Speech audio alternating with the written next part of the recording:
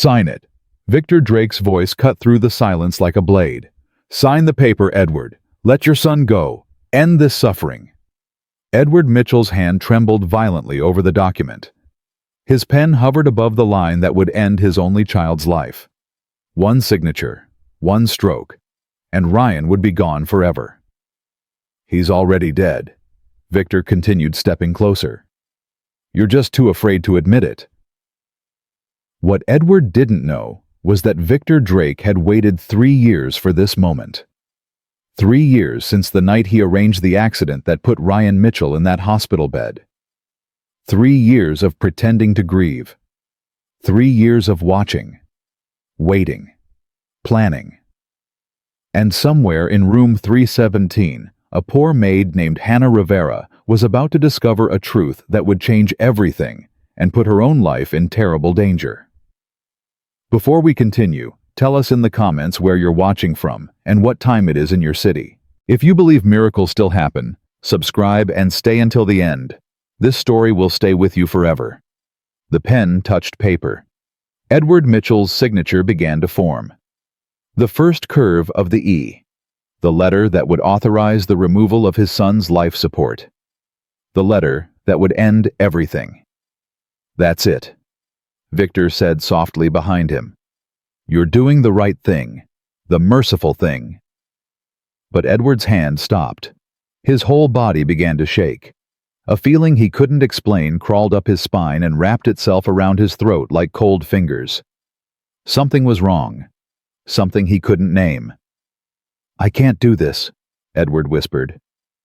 Victor's jaw tightened. His eyes flashed with something dark before his mask of sympathy slid back into place.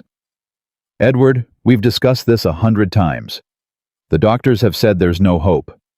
Margaret is destroying herself visiting that hospital every day. You're destroying yourself. Your business is suffering. Your health is failing. How much more can you take? I know what the doctors said. Edward slammed his palm on the mahogany desk.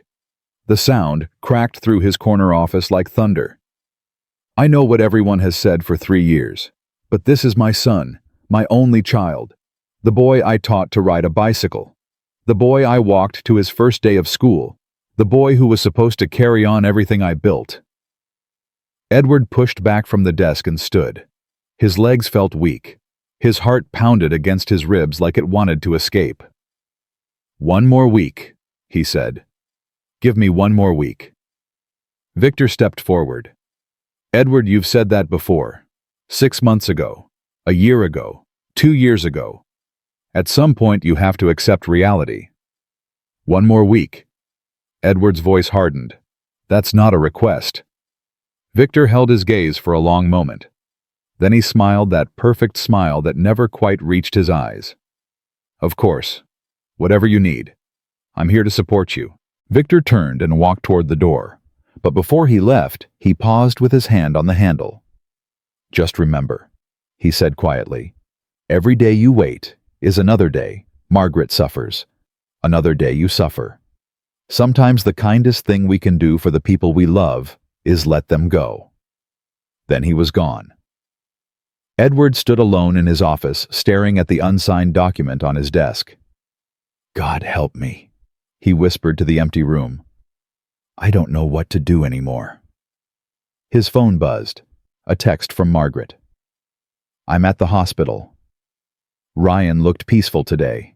I read him the Psalms. I know he heard me, Edward. I know it. Edward closed his eyes. Tears slid down his weathered face. 3 years of this. 3 years of Margaret's unshakable faith. 3 years of his growing despair. 3 years of a son who breathed but never woke, who lived but never spoke, who existed somewhere between this world and the next. How much longer could any of them survive this? Victor Drake walked briskly through the parking garage, his expensive shoes clicking against concrete. The moment he was certain no one could see him, his pleasant expression vanished. His face became cold, hard, the face of a man who had been waiting too long for something to happen. He pulled out his phone and typed rapidly. He's hesitating again, refused to sign. The reply came in seconds. This cannot continue. Handle it. Victor typed back. The wife is the problem. She keeps giving him hope. Another reply. Then remove the hope. You have 1 week. After that, we find another solution. Victor deleted the entire conversation. He had learned long ago to leave no traces. He climbed into his Mercedes and sat in silence for a moment thinking. Ryan Mitchell should have died 3 years ago. That was the plan. A simple car accident. A tragic ending to a young life. Edward would grieve, of course, but eventually he would move on. And Victor would be there every step of the way. The loyal assistant, the trusted advisor, slowly consolidating his power over the Mitchell empire. But Ryan hadn't died. Against all odds, against all logic, his heart had kept beating. His lungs had kept breathing with mechanical help. His body had refused to surrender. And now Victor was trapped. 3 years of pretending. 3 years of patience. 3 years of watching Edward waste millions on specialists and treatments and miracles that never came. It had to end. One way or another, it had to end. Victor started the engine and drove away, already planning his next move. 40 miles across the city, Hannah Rivera was walking through the front doors of Cedar Grove Medical Center. She had worn her best dress, the pale blue one with small white flowers that her mother had sewn for her 5 years ago. Maria Rivera had been sick even then, her fingers weak from dialysis, but she had insisted on making this dress for Hannah. For your future, mija, Maria had said, her voice already thinning from illness. When you go to job interviews, when you meet important people, you wear this dress and you hold your head high. Remember who you are. Hannah remembered. She was the daughter of Maria Rivera, a woman who had worked 2 jobs while fighting kidney disease. She was the granddaughter of immigrants who came to America with nothing but faith and determination. She was 26 years old, alone in the world, 3 weeks behind on rent, and desperate enough to take any job that would keep a roof over her head. Her hands trembled as she approached the front desk. I'm here for the caregiver position, she said quietly. For the Mitchell family. My name is Hannah Rivera. The receptionist barely looked up from her computer. Room 317, 3rd floor. Ask for Nurse O'Sullivan. Elevators on your left. Thank you. Hannah walked toward the elevator, her worn shoes silent on the polished floor. She pressed the button for the 3rd floor and watched the doors close on her reflection. She looked tired. Dark circles under her eyes from nights spent crying over bills she couldn't pay. Hollow cheeks from meals she'd skipped to save money. But her back was straight. Her chin was high, just like Mama taught her. The doors opened. 3rd floor. Long-term care unit. Hannah stepped out and began counting her steps. 47. That was her nervous habit since childhood. Counting steps. Counting breaths. Counting anything that could be counted to keep her mind from spiraling into panic. 47 steps to room 317. 47 steps to the door that would determine whether she ate this month. 47 steps toward a destiny she couldn't possibly imagine. Nurse Amanda O'Sullivan was waiting outside the room. She was a solid woman in her 50s with tired eyes and the no-nonsense posture of someone who had seen too much suffering to be gentle about it anymore. Her arms were crossed. Her expression was skeptical. "You're the new one?" O'Sullivan asked, looking Hannah up and down. "Yes, ma'am. Hannah Rivera." "Young. How old?" 26, ma'am." O'Sullivan made a sound that was half laugh, half sigh. "The last 3 aides we hired quit within a week. One cried every day until she couldn't take it anymore. Another one had nightmares. The third walked out in the middle of her shift without saying a single word to anyone." Hannah kept her voice steady despite the fear climbing her throat. "I won't quit, ma'am." "They all say that." "I mean it. I need this job. I don't have anywhere else to go." Something shifted in O'Sullivan's expression. Recognition, maybe. Understanding of what it meant to have no choices left. "Fine," she said. "But I'm warning you now. What's in that room? It's not easy to look at. It's not easy to accept. And it's not going to get better. Probably ever." She pushed open the door. Hannah stepped inside, and her breath stopped in her chest. Ryan Mitchell lay on the bed surrounded by machines that beeped and hummed and breathed for him. Tubes ran in and out of his body. A ventilator mask covered part of his face. Monitor screens displayed numbers and graphs that meant nothing to Hannah, but clearly meant everything to the doctors who studied them. But what struck Hannah wasn't the machines. It was his face. He looked peaceful, almost beautiful, like a man caught in the middle of a dream he didn't want to wake from. His skin was pale but not deathly. His features were strong but relaxed. He was young, maybe early 30s, handsome in a quiet, understated way that surprised her. He didn't look like someone who was dying. He looked like someone who was waiting. 3 years, O'Sullivan said from behind her. He's been like this for 3 years. Car accident on Pacific Coast Highway. Severe traumatic brain injury. The doctors said he'd never wake up. The scans show minimal brain activity, just enough to keep his body functioning with support. Hannah couldn't tear her eyes away from his face. "Does he know we're here?" she asked quietly. O'Sullivan shook her head firmly. "No, he doesn't know anything. He can't hear, can't feel, can't think, can't respond. He's alive in the technical sense, but the person he was, that person is gone." Hannah nodded slowly, but something deep inside her disagreed. "Your job is simple," O'Sullivan continued in her efficient clipped tone. "Clean him every morning. Turn him every 2 hours to prevent bed sores. Monitor his feeding tube. Check his catheter. Report anything unusual to the nursing staff immediately. Don't touch the machines. Don't adjust anything. And for God's sake, don't get attached." "Yes, ma'am." O'Sullivan turned to leave, then paused at the door. "His mother comes every single day. Every day for 3 years without missing one.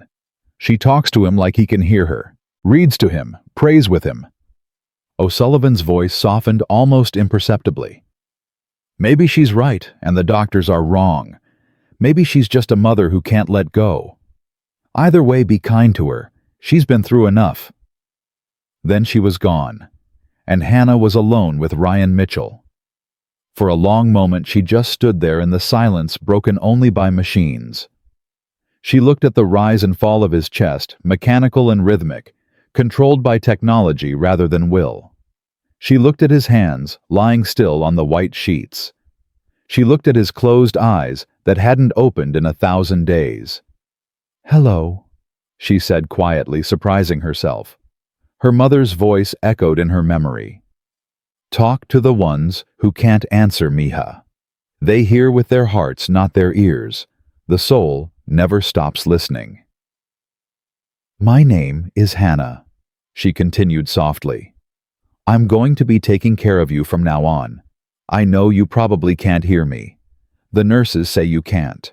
But my mama always told me that words matter even when no one seems to be listening. So I'm going to talk to you anyway, if that's okay."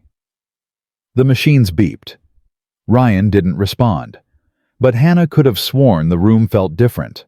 Warmer somehow, less empty. She approached the bed slowly and reached out to touch his hand.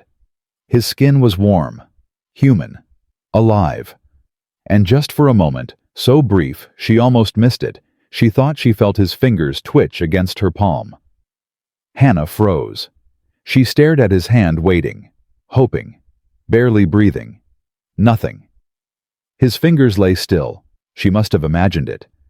First-day nerves, wishful thinking, the desperation of a lonely woman looking for connection anywhere she could find it. "It's okay," she whispered more to herself than to him. "I'm here now. Whatever happens, I'm here." She began her work, gently and carefully, trying to ignore the feeling that something in this room had just noticed her. Margaret Mitchell arrived at exactly 2 o'clock. She walked into room 317 like a woman entering a church. Her posture was straight despite her 63 years. Her silver hair was perfectly styled. Her clothes were expensive but understated. She carried a worn Bible in one hand and a small vase of fresh roses in the other. She stopped when she saw Hannah. "You must be the new caregiver," Margaret said. Her voice was soft but clear, the voice of a woman who had learned to speak gently because life had been so harsh. Hannah quickly stood from the chair beside Ryan's bed. "Yes, ma'am. Hannah Rivera. It's my first day." Margaret studied her carefully. Her eyes, Hannah noticed, were the same color as Ryan's. "You're young," Margaret observed. "Yes, ma'am. The last one was older, more experienced. She lasted 6 days before she said she couldn't take it anymore." Margaret moved past Hannah and set the roses on the bedside table, arranging them with practiced care. The one before that lasted 4 days. Before that, 9 days. They always leave eventually. Hannah didn't know what to say. Margaret sat in the chair beside her son's bed and took his hand in hers. The gesture was so natural, so automatic, that Hannah knew she had done it 10,000 times before. "Hello, sweetheart," Margaret said softly to Ryan. "Mama's here. I'm sorry I'm a few minutes late today. Your father needed to talk, and you know how he gets when he's upset." She talked to him exactly like he could hear every word. "I brought you fresh roses from the garden, the pink ones you always liked. Remember when you were 12 and you picked a whole bouquet for me on Mother's Day? You were so proud of yourself. You said they were the prettiest flowers in the whole neighborhood." Margaret's voice caught slightly. Hannah felt tears prick her eyes. She looked away, not wanting to intrude on this sacred moment between mother and son. "We have a new helper today," Margaret continued, glancing briefly at Hannah. "Her name is Hannah. She seems kind. I can tell by her eyes. You always said you could tell everything about a person from their eyes." She squeezed Ryan's hand. "I think you'd like her, sweetheart. I think you'd want her to stay." For the next hour, Hannah stood quietly in the corner while Margaret talked to her son. She told him about the garden, about the neighbors, about the weather. She read him passages from Psalms, her voice rising and falling with the familiar rhythm of Scripture. "The Lord is my shepherd." Margaret read, "I shall not want. He maketh me to lie down in green pastures. He leadeth me beside the still waters. He restoreth my soul." Hannah watched Ryan's monitors carefully while Margaret read, and she noticed something. When Margaret's voice rose with emotion, Ryan's heart rate shifted. Not dramatically. Not enough to trigger any alarms, but enough to see on the monitor if you were paying attention. It was probably nothing. Probably just coincidence. But Hannah couldn't stop watching. "Yea, though I walk through the valley of the shadow of death," Margaret continued, her voice trembling now, "I will fear no evil, for thou art with me." Ryan's heart rate shifted again. Hannah's own heart began to pound. "Mrs. Mitchell," she said quietly. Margaret looked up, tears streaming down her face. "Did you see that?" Hannah asked. "On the monitor, when you were reading, his heart rate changed." Margaret's eyes widened with desperate hope. "What do you mean changed? How?" "It went up, just a little, but it happened twice. Both times when your voice got emotional." Margaret turned back to her son, gripping his hand with both of hers. Ryan, sweetheart, can you hear Mama? If you can hear me, squeeze my hand. Please, baby. Please." They waited. Nothing happened. Margaret's shoulders sagged. "It's okay," she whispered, but her voice was broken. "It's okay, sweetheart. Mama knows you're trying. Mama knows you're still in there." Hannah felt terrible for raising false hope. "I'm sorry, Mrs. Mitchell. I shouldn't have said anything.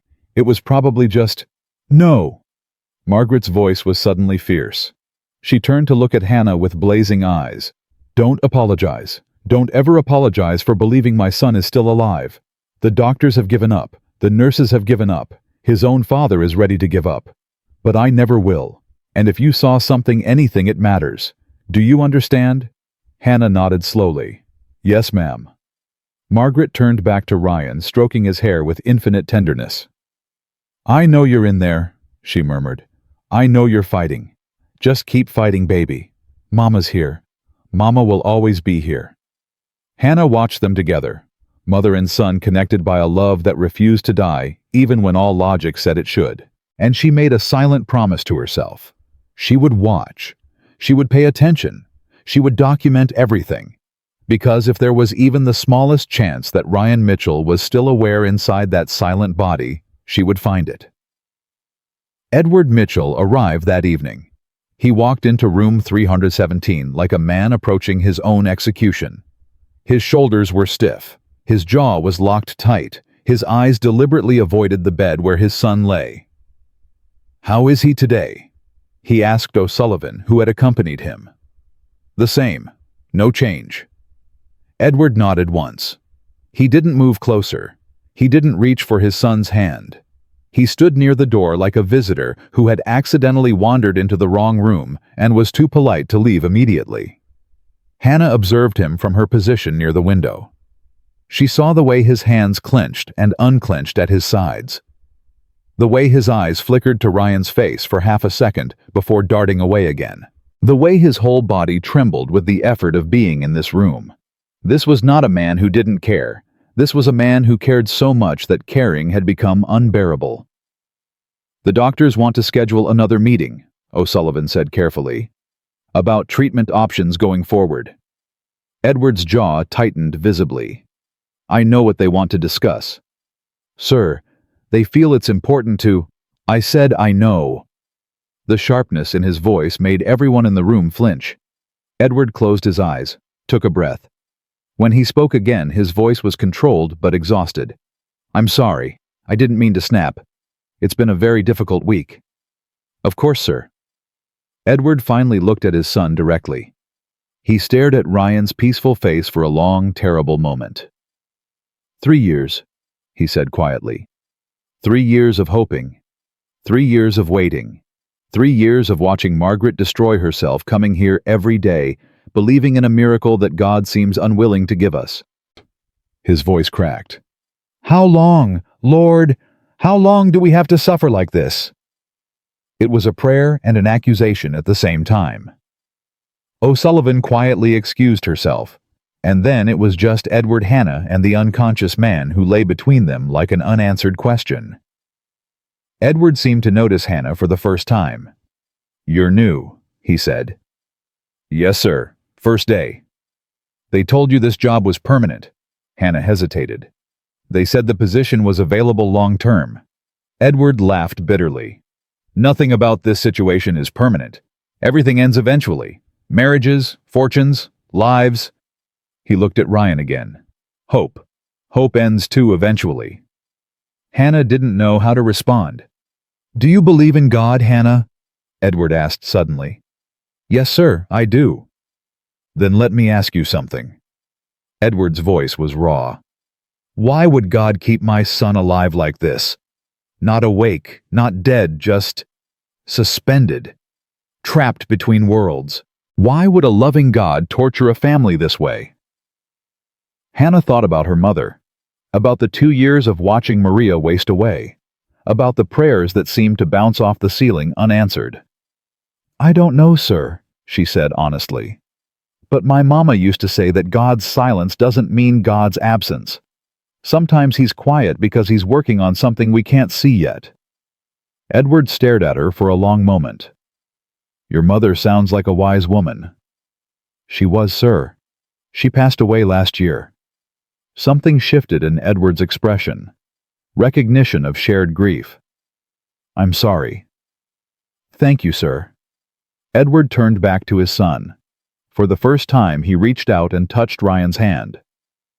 "I don't know if I have your mother's faith," he whispered to Ryan. "I don't know if I can keep believing, but I'm trying. God help me, I'm trying."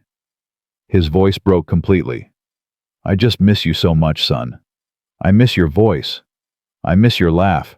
I miss arguing with you about things that didn't matter. I'd give everything I have to hear you say Dad one more time. Everything." The monitors beeped steadily. Ryan didn't respond. Edward wiped his eyes, roughly embarrassed by his own tears. "I should go," he said. "Take care of him, Hannah." "I will, sir. I promise." Edward walked out without looking back. Hannah watched him go, her heart aching for a man who was breaking apart trying to be strong. Then she turned to Ryan. "He loves you," she said softly. "He loves you more than he knows how to show. Don't give up on him. Please." The monitor beeped. and Hannah could have sworn the rhythm changed just slightly. The second week brought changes that Hannah documented meticulously. Every morning she arrived at 6 o'clock and sat with Ryan while the night shift ended. She talked to him constantly, about the weather, about her childhood memories, about her mother's cooking and her grandmother's stories and the dreams she used to have before life got too hard for dreaming. And she watched. She watched the monitors like a hawk. She noted every fluctuation. She recorded times and circumstances and correlations in a small notebook she bought with money she couldn't afford to spend. The pattern was unmistakable. When Hannah spoke to Ryan, his heart rate shifted. Not always, not consistently, but often enough to mean something. When she said his name, his breathing deepened slightly. When she held his hand and asked him to squeeze, sometimes, not every time, but sometimes she felt pressure. Faint but real. He was responding. She was certain of it. But she was also certain that no one would believe her. On day 8, she tried anyway. "Nurse O'Sullivan," Hannah said during a quiet moment at the nursing station, "can I ask you something?" O'Sullivan looked up from her paperwork. "What is it?" Hannah chose her words carefully. "Have you ever noticed anything unusual with Mr. Mitchell's responses, like changes in his vitals when people talk to him?" O'Sullivan's expression closed immediately. "What do you mean?" "I've been tracking some things. When I speak to him, his heart rate shifts. When I hold his hand, sometimes I feel him squeeze back. I know it sounds crazy, but—" "It's not crazy," O'Sullivan interrupted. "It's common. Coma patients often exhibit involuntary responses, muscle twitches, minor vital fluctuations. It doesn't mean anything." "But what if it does? What if he's aware somewhere inside and he's trying to communicate?" O'Sullivan sighed heavily. She set down her pen and looked at Hannah with something between sympathy and frustration. "Hannah, I've been a nurse for 30 years. I've worked with dozens of coma patients. I've seen families convince themselves that every twitch, every fluctuation, every random movement is a sign of recovery. It never is. But I know you care. That's obvious. And it's good that you care. But caring too much in this job will destroy you. I've seen it happen. Young aides like you who get attached, who start believing in miracles, who put all their hope into a patient who can't recover. When reality finally hits, it breaks them." Hannah felt her confidence wavering. "So you don't think there's any chance he's aware?" "I think after 3 years with no improvement, the chances are essentially zero. And I think the kindest thing you can do for yourself and for him is accept that." O'Sullivan picked up her pen again. "Now go check on your patient. And please, Hannah, protect your heart. Some battles can't be won no matter how hard we fight." Hannah walked back to room 317, her eyes stinging with unshed tears. She found Victor Drake standing beside Ryan's bed. Hannah's blood went cold instantly. There was something about Victor that made her skin crawl. She couldn't explain it logically. He was always polite, always well-dressed, always saying the right things. But behind his eyes was something empty, something watching. "Ah, Hannah," Victor said smoothly, turning to face her. "Just the person I wanted to see. Mr. Drake, I didn't know you were visiting today." "I come by when I can. Someone has to keep Edward informed about his son's condition." Victor's smile was perfect and cold. "How are you finding the work?" "Fine, sir. No problems." "Good. Good." Victor walked slowly around the bed, his eyes never leaving Hannah's face. "I understand you've been spending a lot of time here, even staying late some nights." Hannah's heart began to pound. "I want to do a good job, sir." Commendable dedication, though some might say excessive. Victor stopped walking. "You've been talking to the nurses, asking questions, sharing theories about our patients' responsiveness." How did he know that? "I was just curious, sir. I didn't mean—" "Of course not." Victor's voice remained pleasant, but something underneath had hardened.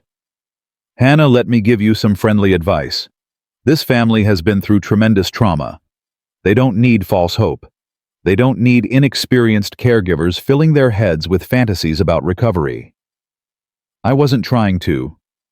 What they need, Victor continued, cutting her off, is acceptance. Peace. The ability to move forward with their lives instead of remaining trapped in this endless purgatory of waiting for something that will never happen. He stepped closer to her. Do you understand what I'm saying? Hannah forced herself not to step back. Yes, sir. I understand. Good. Victor's smile returned. Because I would hate for any complications to affect your employment here. Jobs are so hard to find these days, aren't they? Especially for someone in your situation. The threat was unmistakable. Victor patted Ryan's shoulder in a gesture that should have been affectionate, but somehow felt like ownership. Such a tragedy, he murmured. Such a waste of a promising young life. If only things had turned out differently. He headed for the door. Remember what I said, Hannah? No false hope, no wild theories. Just do your job and everything will be fine. Then he was gone. Hannah stood frozen, her whole body trembling. She didn't know why Victor Drake scared her so much. She didn't know why every instinct screamed that he was dangerous. She didn't know what he was hiding behind that perfect smile. But she knew one thing for certain. She had just made an enemy. That night, Hannah stayed late again. The hospital had grown quiet. The corridor lights had dimmed. The nurses spoke in hushed voices at their station about ordinary things, unaware of the extraordinary battle being fought in room 317. Hannah sat beside Ryan's bed, holding his hand, too exhausted to sleep, but too worried to leave. I need to tell you something, she whispered. Something I've never told anyone. The monitors beeped steadily. Ryan's face remained peaceful. When my mother was dying, the doctors told me to give up too. They said she was suffering. They said keeping her alive was cruel. They wanted me to sign papers just like your father is thinking about signing. Hannah's voice trembled. But I couldn't do it. I sat beside her bed every night just like this. I held her hand. I talked to her. I prayed with her. Everyone thought I was in denial. Everyone thought I was prolonging her suffering because I was too selfish to let go. Tears slid down her cheeks. But you know what? In her last week, she opened her eyes. Just for a few minutes. She looked at me and she said, "Thank you for not giving up, mija. Thank you for staying with me." And then she smiled. And then she went to sleep for the last time. Hannah squeezed Ryan's hand gently. Those few minutes meant everything to me. They meant everything to her. Because she knew she wasn't alone. She knew someone was fighting for her until the very end. She leaned closer, her voice barely audible. I think you can hear me, Ryan. I don't care what the doctors say. I don't care what the nurses say. I don't care what Victor Drake says. I feel you in there fighting, and I'm not going to give up on you. She waited. The monitors beeped. And then it happened. Pressure, real and unmistakable. Ryan's fingers curled around hers and squeezed. Hannah gasped. Ryan, can you hear me? She stared at their joined hands, afraid to move, afraid to breathe. If you can hear me, squeeze again. Nothing. Please, Ryan, please. Seconds stretched into eternity, and then pressure again. Weaker this time, but real. Hannah burst into tears. Oh my God, she sobbed. Oh my God, you can hear me. You're in there. You're really in there. She pressed his hand to her wet cheek. I knew it. I knew it. You just keep fighting. Okay, I'm going to find a way to prove it. I'm going to make them believe. I'm not going to let them give up on you. She sat there crying and holding his hand until the first light of dawn crept through the window. She didn't know that everything was about to get much worse. She didn't know that Victor Drake had been watching through the window. She didn't know that even now he was typing a message on his phone. The maid is becoming a serious problem. She needs to be removed. The reply came instantly. Do whatever is necessary. Victor deleted the messages and walked away into the darkness, his perfect smile completely gone. On day 12, Edward Mitchell called a family meeting at the hospital. Margaret was there clutching her Bible like a shield. Dr. James Morrison was there, his face grave and professional. Victor Drake was there hovering in the background with his usual calculated sympathy. And Hannah was there asked to attend, because she was now Ryan's primary caregiver. Edward stood at the head of the conference room, looking like he had aged 10 years in 10 days. "I've made a decision," he said, his voice heavy as stone. "I've consulted with the doctors. I've spoken with lawyers. I've prayed about this more than I've prayed about anything in my life." Margaret's face went pale. "Edward, please. Let me finish." His voice cracked like breaking ice. "This is the hardest decision I've ever made. Harder than any business deal. Harder than burying my parents. Harder than anything I've ever faced in 65 years of living." He closed his eyes for a moment, gathering strength. "I'm authorizing the withdrawal of life support. The date will be next Friday." Margaret stood so fast her chair crashed backward onto the floor. "No. Margaret. No!" Her voice rose to a scream that echoed off the walls. "You cannot do this. He is our son. He is our child. The child I carried for 9 months. The child I nursed at my breast. The child I raised and loved and prayed over every single day of his life. He's been gone for 3 years." Edward shouted back, his composure finally shattering. 3 years of silence, 3 years of machines, 3 years of watching you destroy yourself with false hope while I die a little more inside every single day. You don't know that he's gone. You don't know. The doctors know, the scans know, the science knows. Everyone in the entire world knows except you. They were both weeping now. Ugly, raw, terrible tears that came from a place too deep for dignity. Hannah stood frozen against the wall, her own tears streaming silently. Dr. Morrison cleared his throat uncomfortably. "Perhaps we should take a break and let everyone—" "There's nothing to discuss." Edward's voice was ragged. "I've signed the papers. It's done. Friday. We have until Friday to say goodbye." Margaret crumpled. Her legs gave out, and she collapsed to the floor, sobbing so hard her whole body convulsed. "My baby," she wept. "Not my baby. Please, God, not my baby. Please, please, please." Hannah moved without thinking. She dropped to her knees beside Margaret and wrapped her arms around the older woman. "I've got you," Hannah whispered. "Breathe. I've got you." Margaret clutched Hannah like she was the only solid thing in a world that had turned to smoke and ash. Edward stood watching them, his face a mask of agony. Every instinct screamed at him to go to his wife to hold her, to comfort her. But he couldn't. Because he was the one who had just shattered her heart. Victor Drake stepped forward, his face arranged in perfect sympathy. "Perhaps," he said smoothly, "I should help Mrs. Mitchell to a more comfortable place. This has been a tremendous shock." "Don't touch me!" Margaret's voice was suddenly fierce. She looked up at Victor with burning eyes. "Don't you dare touch me. I know what you've been telling my husband. I know you've been pushing him toward this decision. Don't think I don't see what you are." Victor's mask flickered for just a moment. "Mrs. Mitchell, I assure you. Get out." Margaret's voice was steel. "Get out of my sight." Victor looked at Edward. Edward nodded slowly. "Give us a moment, Victor." Victor's jaw tightened almost imperceptibly. "Of course. I'll be outside if you need me." He walked out, but not before his eyes found Hannah's. The look he gave her made her blood freeze.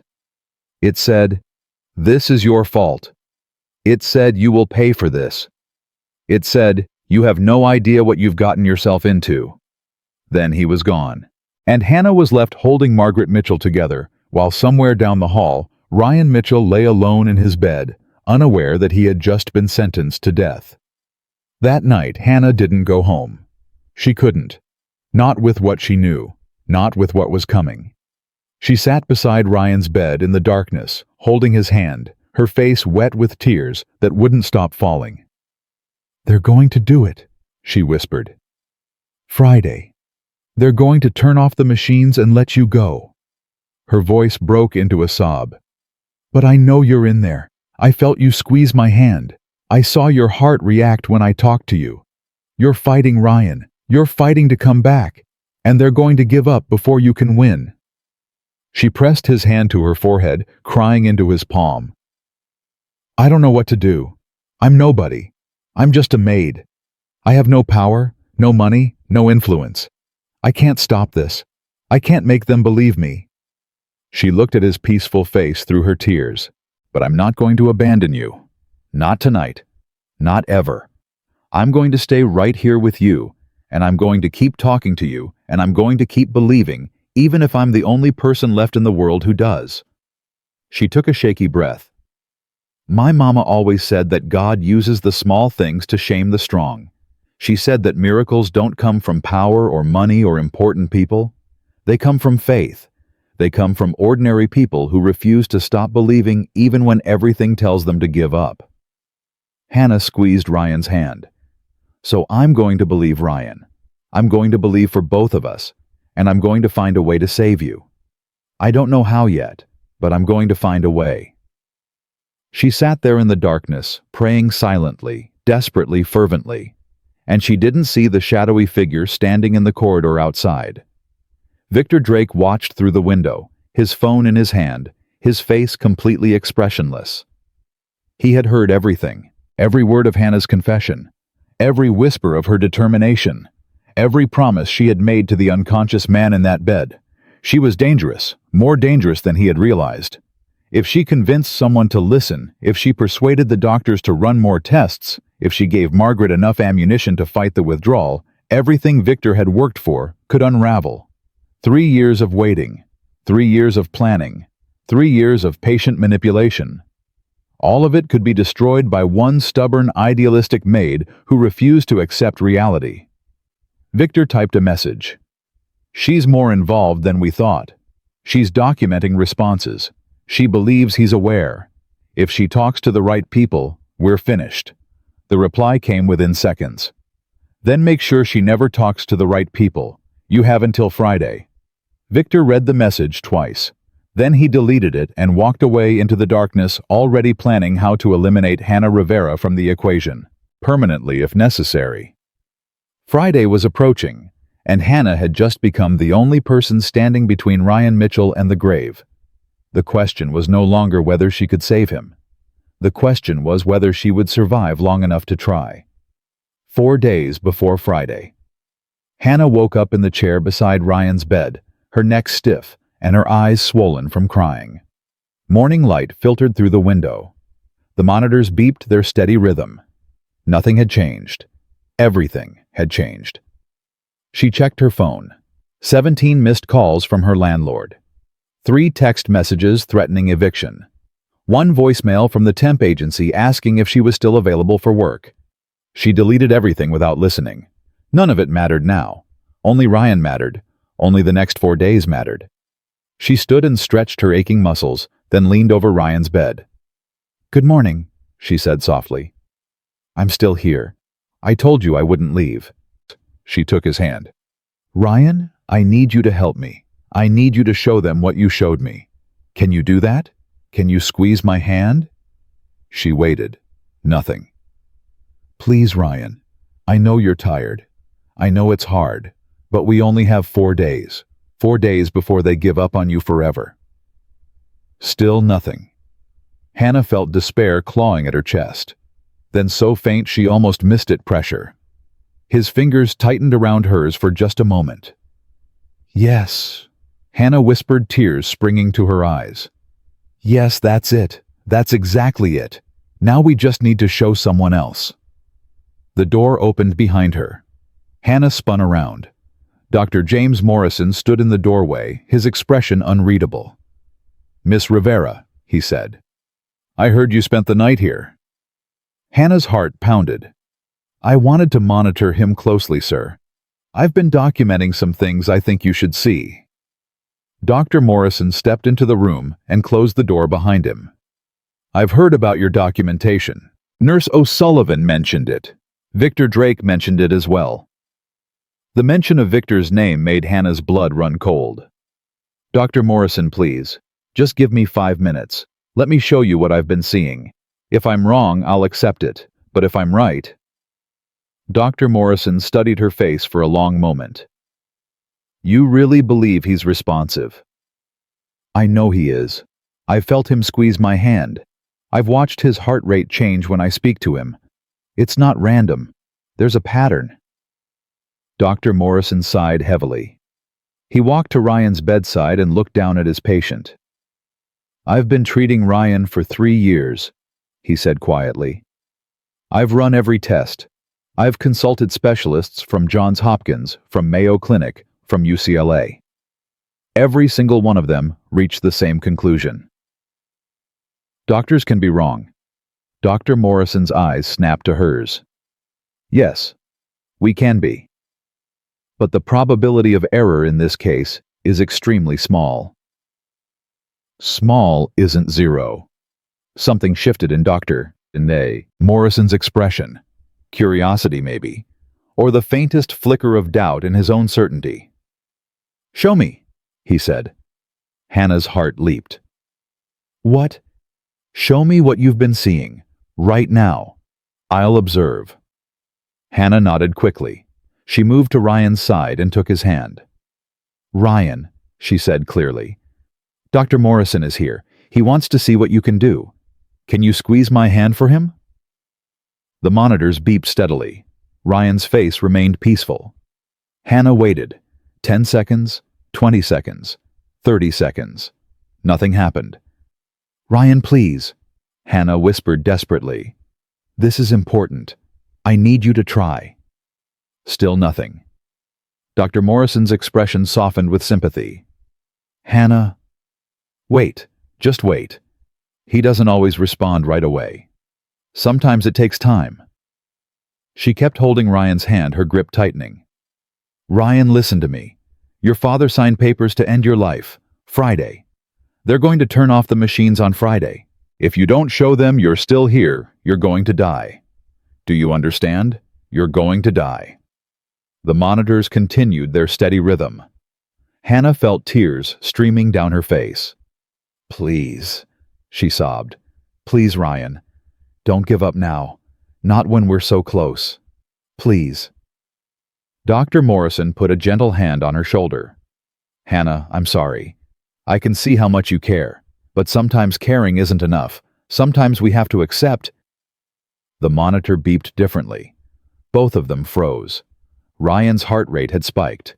Not dramatically, but noticeably, measurably. Dr. Morrison stared at the screen. "That's unusual," he murmured. "It happens when I talk to him," Hannah said quickly, wiping her tears. "Especially when I say something emotional.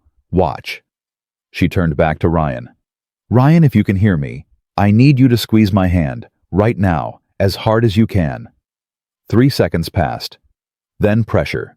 Definite, unmistakable pressure. Hannah gasped. "Did you see that? Did you feel that?"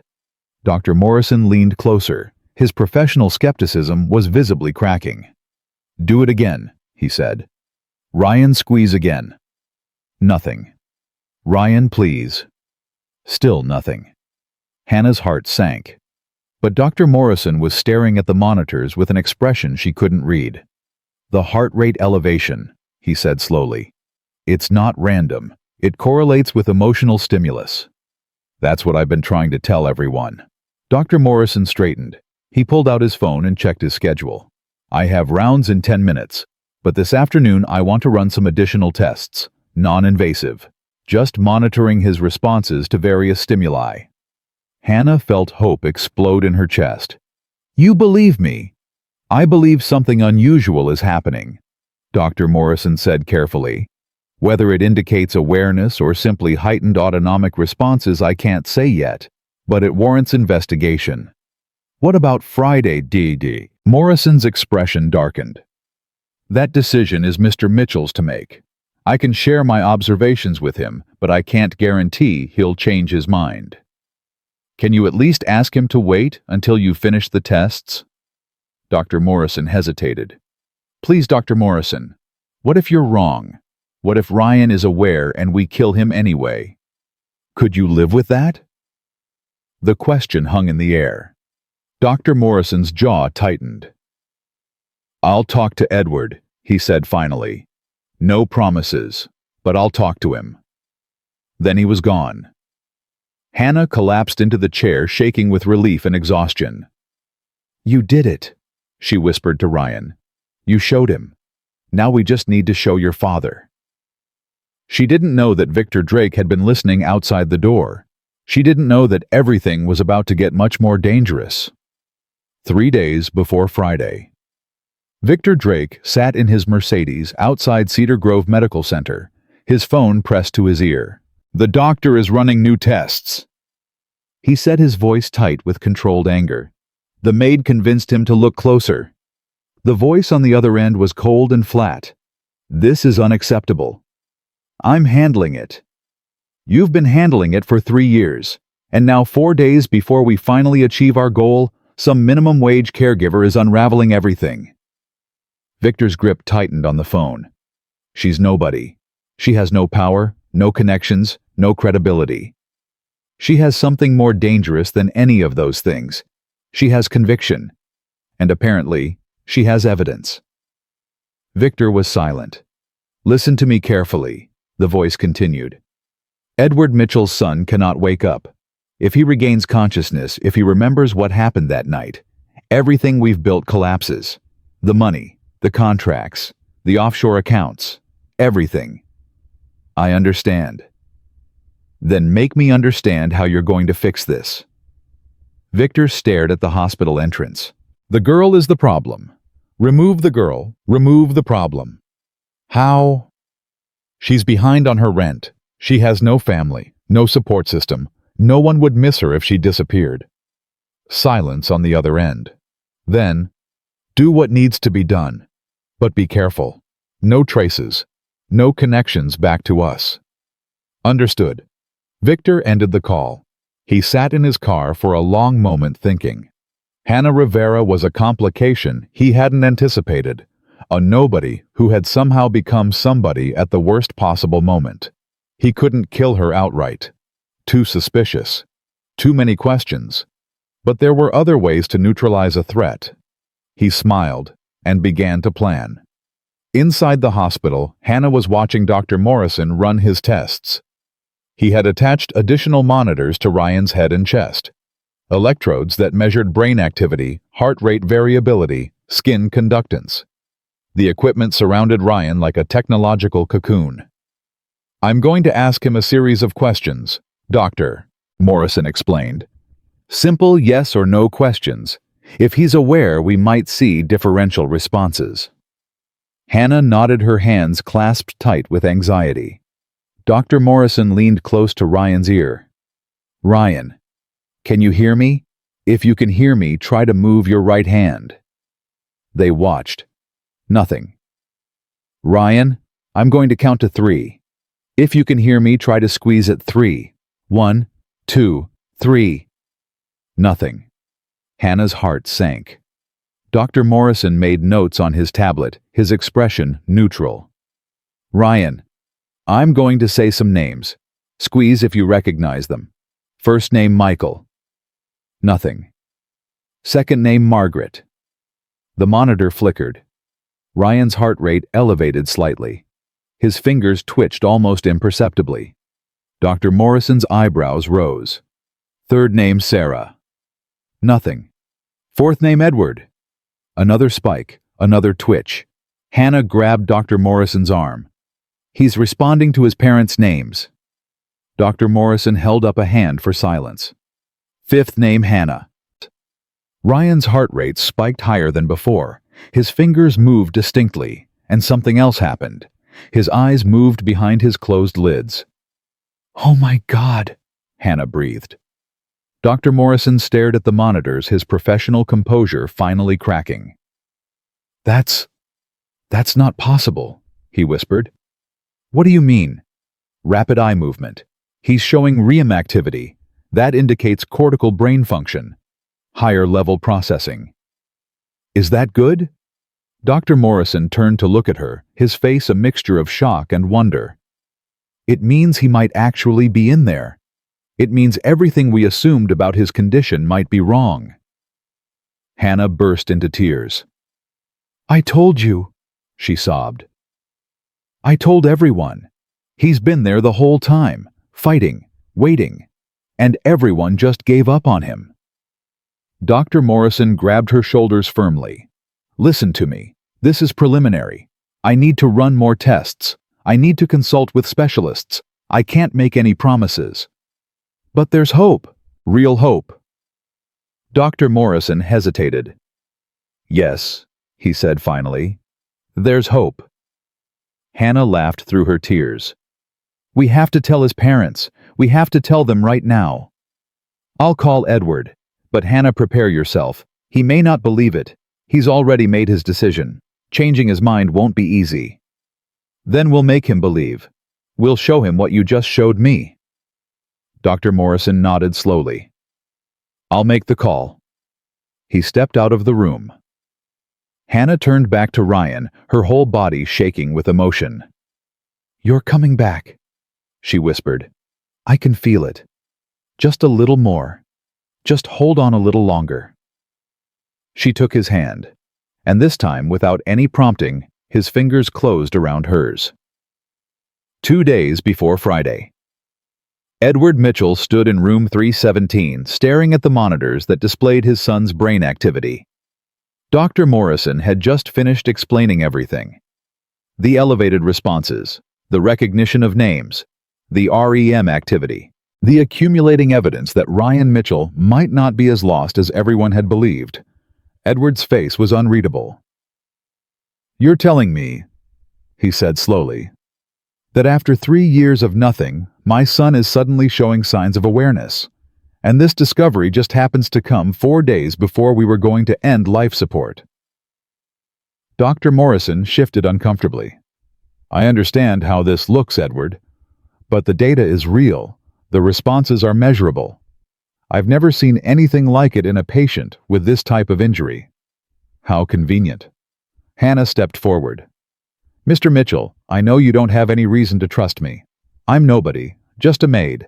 But I've been with your son every day for 3 weeks. I've watched him. I've talked to him, and I'm telling you, he hears us. He responds. He's fighting to come back." Edward turned to look at her. His eyes were hard, but behind the hardness was exhaustion, fear, the desperate bone-deep terror of a father who had already said goodbye and didn't know if he could bear to hope again. "Everyone has been telling me things for 3 years," Edward said. "Doctors, specialists, faith healers, psychics. Everyone has a theory. Everyone has hope to sell. And every single time I've been disappointed. This is different." How is this different?" Hannah's voice trembled, but held firm. "Because this time, you can see it for yourself." She walked to Ryan's bedside and took his hand. "Ryan, your father is here. He's watching. He needs to see that you're still fighting. Can you show him? Can you squeeze my hand?" Edward watched his arms crossed, his jaw tight. The monitors beeped. Ryan didn't respond. "Ryan, please. This might be your last chance. If you don't show him now, he's going to let them turn off the machines. You'll die. Do you understand? You'll die on Friday." Still nothing. Hannah felt panic rising in her chest. "Come on, Ryan. I know you can do this. I've felt it. Dr. Morrison has seen it. You just need to do it one more time." Edward shook his head slowly. "This is exactly what I was afraid of. False hope. Magical thinking. You've convinced yourself of something that isn't real." "It is real." "Then why isn't he responding?" Hannah's tears spilled over. "I don't know. Maybe he's tired. Maybe it's harder when there's pressure. But I know what I felt. I know what I saw. Dr. Morrison, tell him." Dr. Morrison stepped forward. "Edward, the data from yesterday's tests was significant. The responses were real, measurable. I've already sent the results to colleagues at UCLA and Stanford for second opinions." "And what did they say?" They said it warrants further investigation." Edward laughed bitterly. Further investigation, more tests, more waiting, more hoping. When does it end? He turned away, his shoulders slumping. I can't do this anymore. I can't keep getting my heart broken. I can't keep watching Margaret destroy herself. I made a decision, the right decision, and I'm going to stick to it. Edward, please. The answer is no, Dr. Morrison. Friday stands. Hannah felt her world collapsing. Mr. Mitchell, she said desperately, what if I'm right? What if Ryan is aware? What if he knows exactly what's happening, and he's trapped inside his own body screaming for help, and we're going to kill him anyway? Edward froze. He turned to face her, and for the first time she saw tears in his eyes. Do you think I haven't thought about that? His voice cracked. Do you think I haven't laid awake every night for 3 years wondering if my son is suffering? Wondering if I'm a monster for keeping him alive? Wondering if I'm a monster for wanting to let him go? He stepped closer to her. I love my son, Miss Rivera, more than you could possibly understand.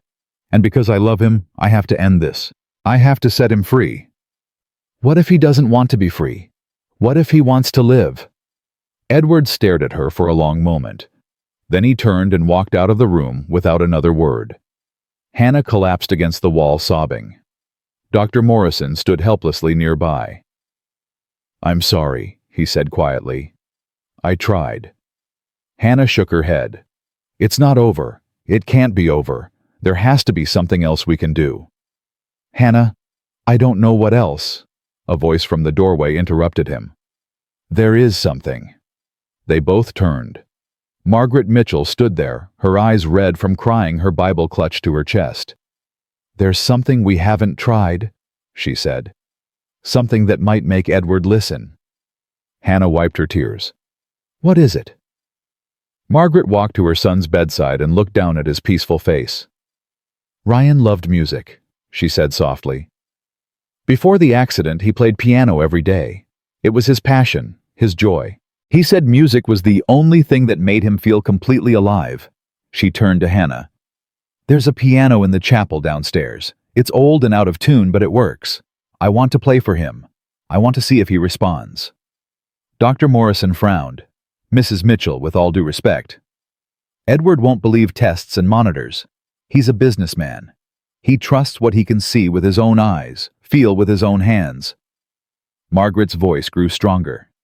If I play Ryan's favorite song, the song I taught him when he was 7 years old, and he responds in a way Edward can see, maybe that will be enough.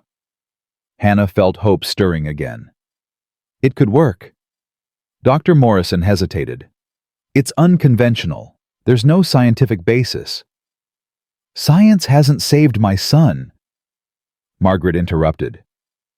Maybe love will. She looked at Hannah with fierce determination. Will you help me? Will you be there when I play? Hannah nodded without hesitation. Yes. I'll be there. Margaret took her hand and squeezed it tight. Thank you, she whispered. Thank you for not giving up on my boy. They made plans to move Ryan to a room near the chapel the next morning. They didn't know that Victor Drake was already 3 steps ahead of them.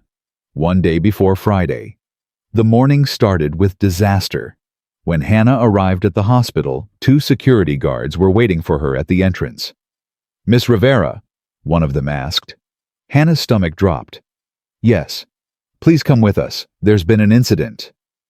They escorted her to the hospital administrator's office. Inside, Victor Drake sat beside a stern-faced woman Hannah had never seen before. Please sit down, Miss Rivera, the administrator said.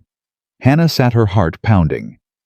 Miss Rivera, we've received some disturbing information about your conduct over the past 3 weeks. Hannah's blood went cold. What kind of information? Victor spoke smoothly. Several staff members have reported that you've been spending excessive time with the patient, staying overnight without authorization, making unauthorized modifications to his care routine, and most concerning of all, he paused dramatically, spreading false hope to the family about his condition. Hannah's mouth fell open. That's not true. I never... We have witness statements, Victor interrupted. Nurse O'Sullivan, Dr. Morrison's receptionist, multiple orderlies. All of them have expressed concern about your behavior. Nurse O'Sullivan would never say that. She knows I've been doing my job. The administrator slid a piece of paper across the desk. This is her signed statement. Hannah read it, her hands shaking. The statement said that Hannah had been behaving erratically, claiming the patient was responsive without evidence, manipulating the family's emotions, potentially dangerous to the patient's care. It was lies. All lies. But it had O'Sullivan's signature at the bottom. This is fake, Hannah said. Someone forged this. Someone is trying to discredit me. Victor's expression was pure sympathy. Miss Rivera, I understand you've become emotionally attached to the patient. It happens. But making accusations of forgery isn't going to help your situation. You did this, Hannah said, her voice rising. You've been trying to get rid of me since I started asking questions.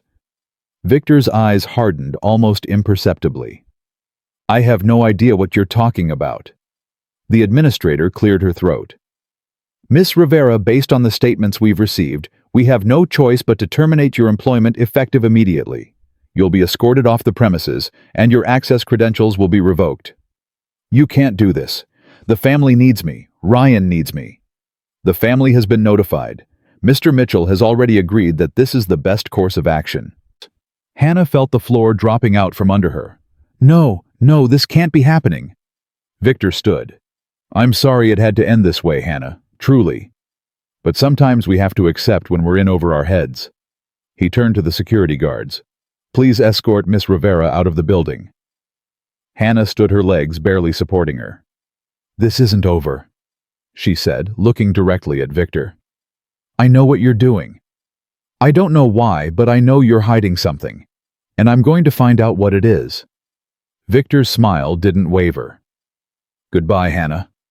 I wish you the best. The guards led her out of the office, down the corridor, through the lobby, and out the front doors. She stood on the sidewalk in the California sun, jobless, homeless, and completely alone. Inside the hospital, Victor Drake pulled out his phone. Done, he typed. She's gone. The reply came immediately. Good. Now make sure Friday happens as planned. No more delays. No more complications. Victor deleted the messages and walked toward room 317. One more day. One more day, and everything he had worked for would finally be complete. He didn't know that Hannah Rivera wasn't going anywhere.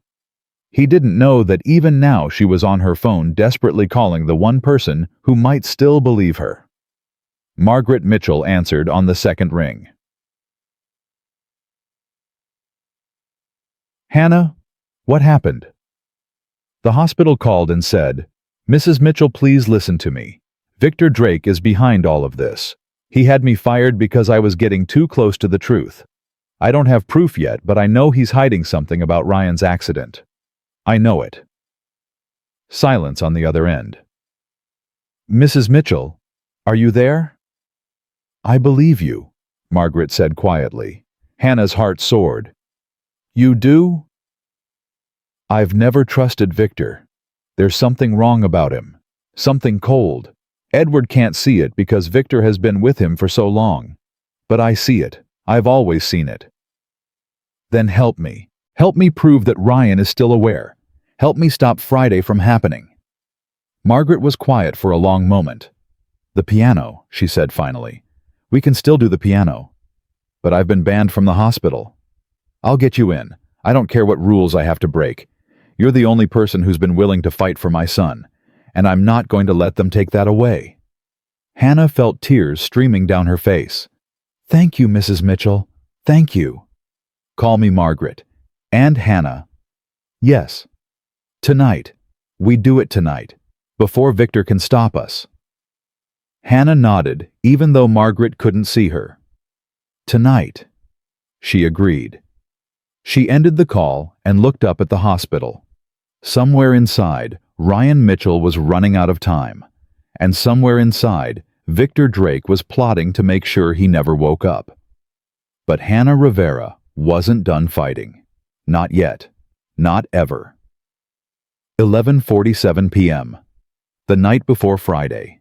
Hannah crouched behind a delivery truck in the hospital parking lot, her heart pounding so hard she could hear it in her ears. Her phone buzzed. A text from Margaret's side entrance. Door will be unlocked. 5 minutes. She waited, counted the seconds, watched security guards patrol the front entrance oblivious to what was about to happen. At exactly 11:52 she moved. Her worn sneakers barely made a sound as she crossed the parking lot. The side entrance was exactly where Margaret said it would be. The door was unlocked. She slipped inside and found herself in a service corridor that smelled of cleaning supplies and institutional soap. Margaret was waiting at the end of the hallway. "Thank God," Margaret whispered, grabbing Hannah's arm. "I wasn't sure you'd make it. I told you I wouldn't give up." "Ryan's been moved to the room next to the chapel. Dr. Morrison helped. He doesn't know you're coming, but he made sure the path was clear." Hannah felt a surge of gratitude. Dr. Morrison is risking his career for this. He's a good man. He believes in science, but he also believes in miracles. Tonight, we need both. They moved quickly through the darkened corridors, avoiding the main hallways where security cameras watched with unblinking electronic eyes. Margaret knew the hospital layout intimately after 3 years of daily visits. She navigated effortlessly through service passages and staff-only areas. They reached the chapel at 12:07 a.m. Friday had officially begun. The chapel was small and quiet, lit only by emergency lights and the soft glow of electric candles near the altar. An old upright piano sat in the corner, its wood scratched and worn from decades of hymns and prayers. "The room next door," Margaret said, pointing to a connecting door. "Ryan is there. I had them leave the door open so he can hear." Hannah nodded. "What are you going to play?" Margaret sat down at the piano and touched the keys gently. "Claire de Lune," she said softly. "Debussy. I taught it to Ryan when he was 7 years old. He struggled with it for months, said his fingers were too clumsy, but he practiced every day until he could play it perfectly." Her voice cracked. "The night before his accident, he played it for me. He sat at the grand piano in our living room and played it from memory, just like when he was a boy. When he finished, he looked at me and said, 'Thanks for never giving up on me, Mom.'" Tears slid down Margaret's face. Those were the last words he ever spoke to me. Hannah felt her own tears falling. "Then let's make sure they're not the last words he ever hears from you." Margaret took a deep breath. She positioned her fingers on the keys, and she began to play. The first notes of Claire de Lune floated through the chapel like moonlight made audible. Margaret's fingers moved with a mother's love, each note a prayer, each phrase a plea. Hannah slipped through the connecting door into Ryan's room. He lay there as always, surrounded by machines, his face peaceful in the dim light. But something was different. Hannah could feel it, a tension in the air, an electricity that hadn't been there before. "Ryan," she whispered, taking his hand. "Can you hear that? It's your mother? She's playing your song." The music swelled through the open door.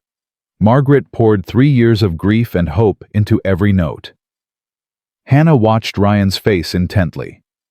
Nothing happened. The music continued. Margaret's playing grew more passionate, more desperate. Still nothing. Hannah felt despair clawing at her chest. This was their last chance, their final hope. If this didn't work, Ryan would die in less than 12 hours. "Please," she begged, squeezing his hand. "Please, Ryan. I know you can hear this. I know it means something to you. Show me. Show your mother. Show everyone that you're still fighting." The music reached its emotional peak. Margaret was sobbing as she played, her tears falling on the keys. And then it happened. Ryan's hand moved. Not a twitch, not a reflex. His fingers deliberately, unmistakably squeezed Hannah's hand. Hannah gasped. "Ryan! Ryan, can you hear me?" His hand squeezed again. Stronger this time. "Oh my God! Oh my God!" She looked at his face. His eyelids were moving, flickering, fighting to open. "Margaret!" Hannah screamed. "Margaret, come here now!" The music stopped abruptly. Margaret rushed into the room. "What is it? What happened?" "Look at him. Look at his face." Margaret looked. Ryan's eyes were moving behind his closed lids. His lips were trembling. His whole face was straining with effort. "Ryan." Margaret fell to her knees beside the bed. "Ryan, baby, can you hear Mama?" His hand reached out, not toward Hannah, toward his mother's voice. Margaret grabbed it, sobbing. "I'm here, baby. I'm right here. Open your eyes. Please, sweetheart, open your eyes." Ryan's face contorted with effort. His breathing changed. The monitors began beeping faster. And then slowly, impossibly miraculously, his eyes opened. Not fully. Just slits of consciousness in a face that had been empty for 3 years. But he was looking at his mother. He was seeing her. Margaret screamed. Not with fear, with joy, with relief, with 3 years of unshed tears finally breaking free. "Edward!" she screamed. "Someone get Edward. Get Dr. Morrison. Get everyone. He's awake. My baby is awake." 12:23 a.m. The next 30 minutes were chaos. Dr. Morrison arrived first, his face a mask of professional shock. He ran tests, checked monitors, shined lights in Ryan's eyes. His hands were shaking. "This is impossible," he kept muttering. "This is medically impossible." But the evidence was undeniable. Ryan Mitchell was conscious. Minimally, partially, but undeniably conscious. His eyes tracked movement. He responded to his name. He squeezed hands on command. 3 years of silence. Broken in a single night. Edward Mitchell arrived at 12:31. He had been in his study unable to sleep when Margaret's call came. He had driven to the hospital in a daze, convinced it was another false alarm, another cruel trick of hope. But when he walked into the room and saw his son's eyes open, something inside him shattered and rebuilt itself in the same moment. "Ryan." Edward's voice broke completely. "Son?" Ryan's eyes moved toward his father's voice. Recognition flickered in those half-open eyes. His lips moved. No sound came out. But his lips formed a shape. A word. Dad. Edward collapsed. He fell to his knees beside the bed, grabbing his son's hand, pressing it to his forehead, sobbing with an abandon he hadn't allowed himself in decades. "I'm sorry," he wept. "I'm so sorry. I almost gave up. I almost let them take you. Forgive me. Please forgive me." Ryan's fingers tightened around his father's hand. Dr. Morrison stepped forward gently. "Mr. Mitchell, we need to run more tests. This is unprecedented. We need to understand what's happening." Edward looked up, his face wet with tears. "Whatever you need, whatever it costs, just save my son." He turned to Hannah, who stood in the corner crying silently. "You," he said, "you were right. All along you were right." Hannah couldn't speak. She just nodded. Edward stood and walked toward her. For a terrifying moment, she didn't know what he was going to do. Then he embraced her. Edward Mitchell, billionaire businessman, wrapped his arms around a minimum wage maid and held her like she was the most precious person in the world. "Thank you," he whispered. "Thank you for saving my son." Hannah sobbed into his shoulder. "He saved himself," she managed. "I just refused to stop listening." None of them noticed Victor Drake standing in the doorway. His face was pale. His carefully constructed mask of sympathy had cracked, revealing something cold and terrified underneath. Ryan Mitchell was waking up. And if Ryan woke up completely, if his memories returned, Victor Drake would be destroyed. He backed away silently and pulled out his phone. His hands were shaking as he typed, "Emergency. He's regaining consciousness. We need to accelerate the plan." The reply came immediately. "Understood. Sending backup. Do whatever is necessary." Victor deleted the messages. Whatever was necessary. He knew exactly what that meant. 1:18 a.m. The hospital was fully awake now, buzzing with activity, despite the late hour. Specialists were being called in. The CEO of the medical center had been notified. News of Ryan Mitchell's miraculous awakening was spreading through the staff like wildfire. Dr. Morrison pulled Edward aside for a private conversation. "This is extraordinary," the doctor said, his voice hushed. "I've never seen anything like it. His neurological responses are improving by the minute. It's as if his brain is rebooting." What does that mean for his recovery? It's too early to say definitively, but if this progress continues... Dr. Morrison paused, choosing his words carefully. He could make a full recovery, or something close to it. Edward closed his eyes, overwhelmed. 3 years, he whispered. 3 years of believing he was gone. And he was in there the whole time, aware, listening, trapped. We don't know that for certain. I know, Edward interrupted. I can see it in his eyes. He knows who we are. He's been waiting for us to find him. Dr. Morrison nodded slowly. The stimulation seems to be helping. Keep talking to him. Keep playing music. Whatever you were doing, keep doing it.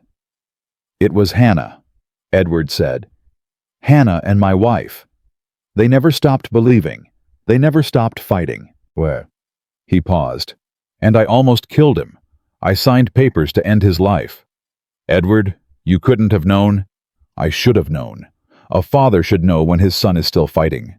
Edward's voice hardened. Someone is going to answer for this. Someone convinced me that there was no hope. Someone has been pushing me toward this decision for months. His eyes narrowed. Where's Victor? Dr. Morrison looked around. I saw him earlier. He was standing in the doorway. Find him. I want to talk to him. But Victor Drake was already gone. 2:03 a.m. Victor sat in his car in the hospital parking garage, making a phone call he never thought he'd have to make. It's worse than I thought, he said, his voice barely controlled. He's not just conscious, he's responsive. He recognized his parents. He's trying to speak. The voice on the other end was ice. How long until he can talk? Hours, maybe less. The doctors are saying his improvement is unprecedented. Then we have hours to prevent a disaster. You know what Ryan saw that night. You know what he heard. If he tells his father... I know. Victor cut him off. I know exactly what happens if he talks. Then stop him from talking. Permanently this time. Victor's blood ran cold. You're asking me to kill him, in a hospital full of witnesses. I'm asking you to survive. We both have too much to lose. The embezzlement, the fraud, the staged accident. If Ryan Mitchell remembers what happened on that highway, we spend the rest of our lives in prison. Victor closed his eyes. How am I supposed to get to him? Security is everywhere. His family hasn't left his side. Create a distraction. Pull a fire alarm. Cut the power. I don't care how you do it. But do it before sunrise or we're both finished. The call ended. Victor sat in the darkness, his mind racing. He had spent 3 years building his alibi. 3 years positioning himself as Edward's loyal right hand. 3 years waiting for Ryan to die, so the investigation would die with him. But Ryan hadn't died. And now, unless Victor acted fast, everything would unravel. He reached into his glove compartment and pulled out a small object. A syringe, filled with potassium chloride. Untraceable. Fast-acting. It would look like cardiac arrest. Victor stared at the syringe in his hand. He had never killed anyone directly before. The car accident had been arranged through intermediaries. He had kept his hands clean. But desperate times called for desperate measures. He put the syringe in his pocket, got out of the car, and walked back toward the hospital. 2:47 a.m. Hannah sat beside Ryan's bed, holding his hand, talking to him softly, while his parents stepped out for coffee. You're doing so well, she whispered. Dr. Morrison says your brain activity is improving every hour. You're coming back, Ryan. Really coming back. Ryan's eyes were closed now, but his face was different. There was tension there, movement beneath the surface, a man fighting his way back to the world. "I know you're tired," Hannah continued. "I know this is hard, but you have to keep fighting. Your parents need you. They've been waiting 3 years for this moment." Ryan's lips moved. Hannah leaned closer. "What is it? Are you trying to say something?" His lips moved again, forming sounds, struggling. "Vic. Tor." Hannah froze. "Victor? You're saying Victor?" Ryan's face contorted with effort. His hand gripped hers tightly. "Vic. Tor. Did this?" Hannah's blood turned to ice. "What do you mean Victor did what?" But Ryan's eyes had closed. The effort of speaking had exhausted him. His grip relaxed. His breathing evened out. Hannah sat frozen, her mind racing. Victor did this. What did that mean? Did Victor cause the accident? Was Ryan trying to tell her that Victor Drake was responsible for putting him in a coma? Hannah looked toward the door, her heart pounding. She had sensed something wrong about Victor from the beginning. Something cold. Something calculating. But she had never imagined this. She needed to tell someone. Edward, Dr. Morrison, the police, anyone who would listen. She started to stand. The door opened. Victor Drake walked in. Hannah's throat closed with terror. Victor smiled that perfect cold smile. "Hannah, I thought you'd been fired." Mrs. Mitchell asked me to stay." "How touching." Victor moved closer, his eyes never leaving her face.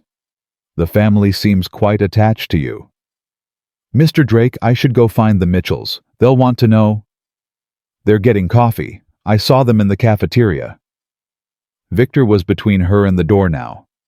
"We have a few minutes alone." Hannah's heart hammered against her ribs. "Ryan spoke," she said suddenly. "Just now. He said your name." Victor's smile flickered. "Did he?" "He said you did something. He said Victor did this." The smile vanished completely. Victor's face transformed. The polished mask fell away, revealing something predatory underneath. "That's unfortunate," he said quietly. "I was hoping it wouldn't come to this." He reached into his pocket. Hannah saw the syringe. She screamed. 2:52 a.m. Hannah's scream echoed through the corridor. She threw herself backward away from Victor, knocking over a chair. The crash was deafening in the quiet hospital. Victor lunged for her, the syringe gleaming in his hand. "Stop fighting," he hissed. "You're only making this worse." Hannah grabbed a metal tray from the bedside table and swung it at his head. Victor ducked, but the tray caught his shoulder, sending him stumbling. She ran for the door. Victor recovered faster than she expected. He grabbed her arm, yanking her backward. "Help!" Hannah screamed. "Somebody help me!" Victor clamped his hand over her mouth. "Shut up," he snarled. "Shut up, or I swear I'll—" The door burst open. Edward Mitchell stood there, his face white with shock. "What the hell is going on?" Victor released Hannah instantly. She stumbled away, gasping. "Edward, this isn't what it looks like. He has a syringe!" Hannah screamed. "He was trying to inject Ryan. He tried to kill me." Edward's eyes dropped to Victor's hand. The syringe was still there, undeniable. "Victor." Edward's voice was deadly quiet. "What is that?" Victor's mask snapped back into place. "Edward, she's hysterical. She attacked me. I was trying to restrain her. Ryan spoke." Hannah interrupted, her voice shaking. "He said Victor's name. He said Victor did this. He was trying to tell us that Victor caused the accident." Edward's face changed. 3 years of grief. 3 years of manipulation. 3 years of trusting the wrong man. It all crystallized in that moment into something hard and dangerous. "Is it true?" Edward asked, his voice barely above a whisper. "Did you do this to my son?" "Edward, listen to me. She's delusional. The stress has affected her mind." "Is it true?" The roar echoed through the hospital. Victor's composure finally cracked. "You don't understand," he said quickly. "Ryan was going to ruin everything. He found the financial records. He knew about the offshore accounts. He was going to tell you, and I couldn't let that happen. You almost killed my son over money. It wasn't supposed to be like this. He was supposed to die in the accident. But he didn't die. And I've spent 3 years waiting, hoping, praying that he would just let go." Edward hit him. The punch came from somewhere primal, somewhere beyond thought or strategy. It connected with Victor's jaw and sent him sprawling across the floor. The syringe flew from his hand and shattered against the wall. "Security," Edward bellowed. "Security now!" Footsteps thundered down the corridor. Nurses appeared. Security guards rushed in. Victor tried to scramble to his feet, but Edward was on him, pinning him to the ground with a strength born of rage and betrayal. "You took 3 years from my son," Edward snarled into Victor's face. 3 years from my wife. 3 years from me. And you were about to take everything. Edward, please. I trusted you. I trusted you with my business, my family, my life." Edward's voice broke. "And you tried to murder my child." Security guards pulled them apart. Victor was handcuffed, still protesting his innocence, still trying to manipulate. But it was over. Finally, after 3 years, it was over. 3:21 a.m. The police arrived within the hour. Victor was taken into custody. His perfectly tailored suit rumpled, his perfect hair disheveled, his perfect lies finally exposed. Edward gave a statement. Hannah gave a statement. Margaret, who had returned to find chaos, gave a statement through tears of shock and fury. Detective Sarah Chen led the investigation. She was a sharp-eyed woman in her 50s who had seen too much evil to be surprised by anything. "We've already found preliminary evidence linking Mr. Drake to the accident," she told Edward. "Phone records, financial transactions. He hired someone to run your son's car off the road." Edward sat with his head in his hands. 3 years. For 3 years he stood beside me. He advised me. He held my wife's hand at the hospital. He helped me plan my son's memorial service. His voice cracked. And the whole time he was the one who put Ryan in that bed. Detective Chen put a gentle hand on his shoulder. "Your son is awake now, Mr. Mitchell. That's what matters. Justice will be served." Edward looked up. "I want him destroyed. I want every crime he's ever committed exposed. I want him to spend the rest of his miserable life in prison knowing that he failed, that my son won." Detective Chen nodded. "We'll do everything in our power to make that happen." 4:05 a.m. Hannah sat alone in the hospital chapel, exhausted beyond words. The adrenaline had worn off. The terror had faded. All that remained was a bone-deep weariness and a quiet, trembling joy. Ryan was awake. Victor was arrested. The nightmare was ending. She heard footsteps behind her. Margaret Mitchell sat down beside her. "I've been looking for you," Margaret said softly. "I needed a minute. Everything happened so fast." "You saved my son's life. Again." Hannah shook her head. "I just happened to be there when—" "No." Margaret's voice was firm. "You didn't just happen to be there. You fought for him. From the very first day. When everyone else had given up, you believed." She took Hannah's hands. "You are a miracle, Hannah Rivera. Don't ever let anyone tell you otherwise." Hannah finally let herself cry. Margaret held her rocking gently the way a mother holds a frightened child. "What happens now?" Hannah asked through her tears. "Now." Margaret smiled through her own tears. "Now we help Ryan recover. We rebuild our family. We move forward." "And me?" Margaret squeezed her hands. "You're part of our family now, Hannah. Whether you like it or not, Edward agrees." "Ryan?" "Well, Ryan will agree as soon as he can speak properly." Hannah laughed a broken, joyful sound. "I don't know what to say." Say you'll stay. Say you'll help us through this. Say you'll let us thank you properly for giving us our son back." Hannah looked at this woman who had become her friend, her ally, her second mother. "Yes," she whispered. "I'll stay." 5:33 a.m. The sun was rising over Los Angeles when Hannah returned to Ryan's room. Edward was asleep in a chair, his hand still holding his son's. Margaret had gone to freshen up, promising to return with breakfast for everyone. Hannah stood at the foot of the bed watching Ryan sleep. His eyes were closed, but his face was different now. There was peace there, yes, but also life. Movement. The subtle signs of a soul returning to its body. As if sensing her presence, Ryan's eyes opened. Not fully, but more than before. Clear enough to see, clear enough to recognize. He looked at Hannah, and he smiled. It was small, barely more than a twitch of his lips, but it was real. He knew her. He remembered her. "Hi," Hannah whispered, her voice thick with emotion. Ryan's lips moved. "Thank you." The words were barely audible, but they were unmistakable. Hannah walked to his bedside and took his hand. "You don't have to thank me." "Yes, I do." His voice was getting stronger, even as exhaustion pulled at him. "I heard everything for 3 years. I heard..." Tears streamed down Hannah's face. "You heard us? All of us the whole time?" Ryan nodded the smallest movement. "Trapped. Couldn't move. Couldn't speak. But I heard." His grip tightened on her hand. Your voice kept me alive. You never gave up. Never stopped talking. Even when..." He had to stop. The effort was too much.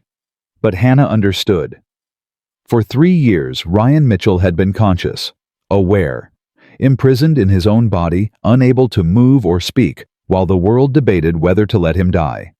And through all of it, Hannah's voice had been his anchor, his lifeline, his reason to keep fighting. "Rest now," she whispered, brushing his hair back from his forehead. "You're safe. You're home. And I'm not going anywhere." Ryan's eyes closed, but his hand stayed wrapped around hers. And outside the window, the sun rose on a new day, a day of hope, a day of healing, a day of miracles.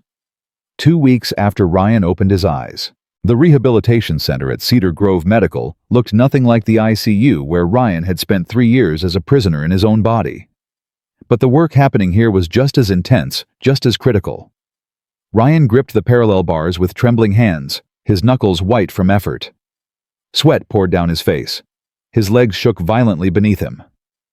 "One more step," the physical therapist urged. "Just one more." "I can't," Ryan gasped. "Yes, you can. My legs won't." "Your legs spent 3 years doing nothing. They forgot how to work. Now you're teaching them again. One more step, Ryan."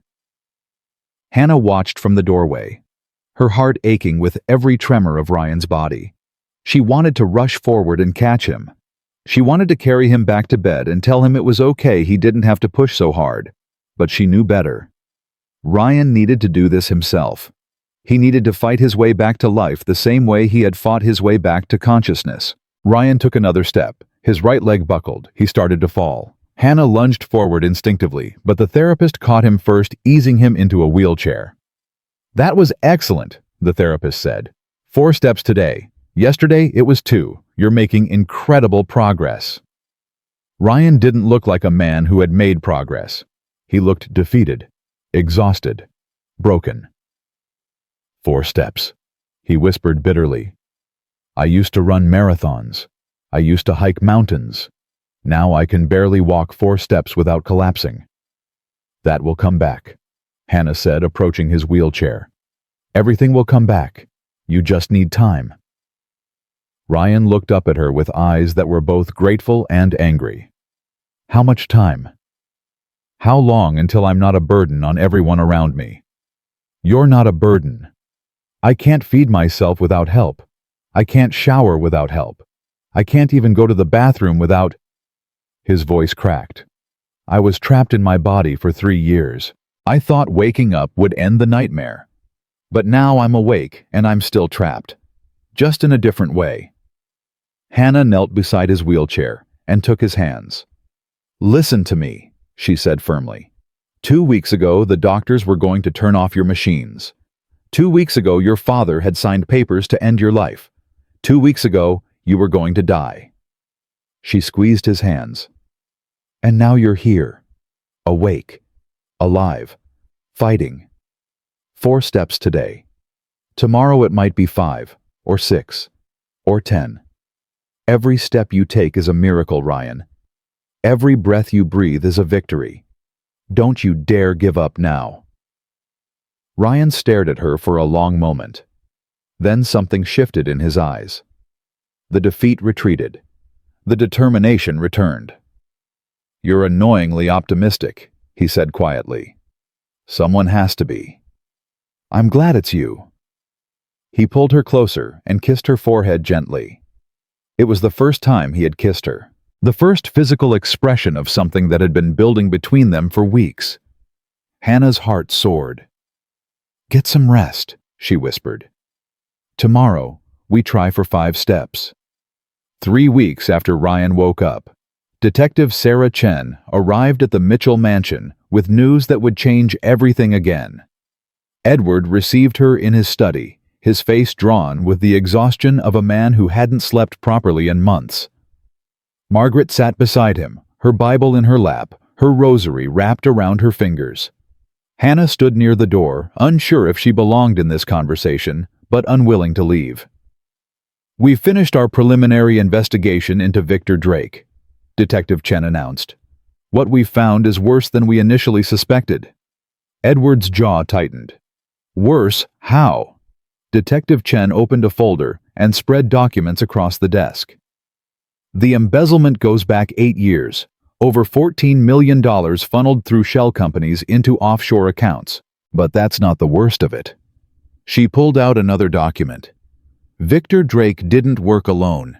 He had a partner. Someone inside your company who helped him hide the theft. Margaret gasped. Who? Detective Chen hesitated. James Crawford, your CFO. Edward's face went pale.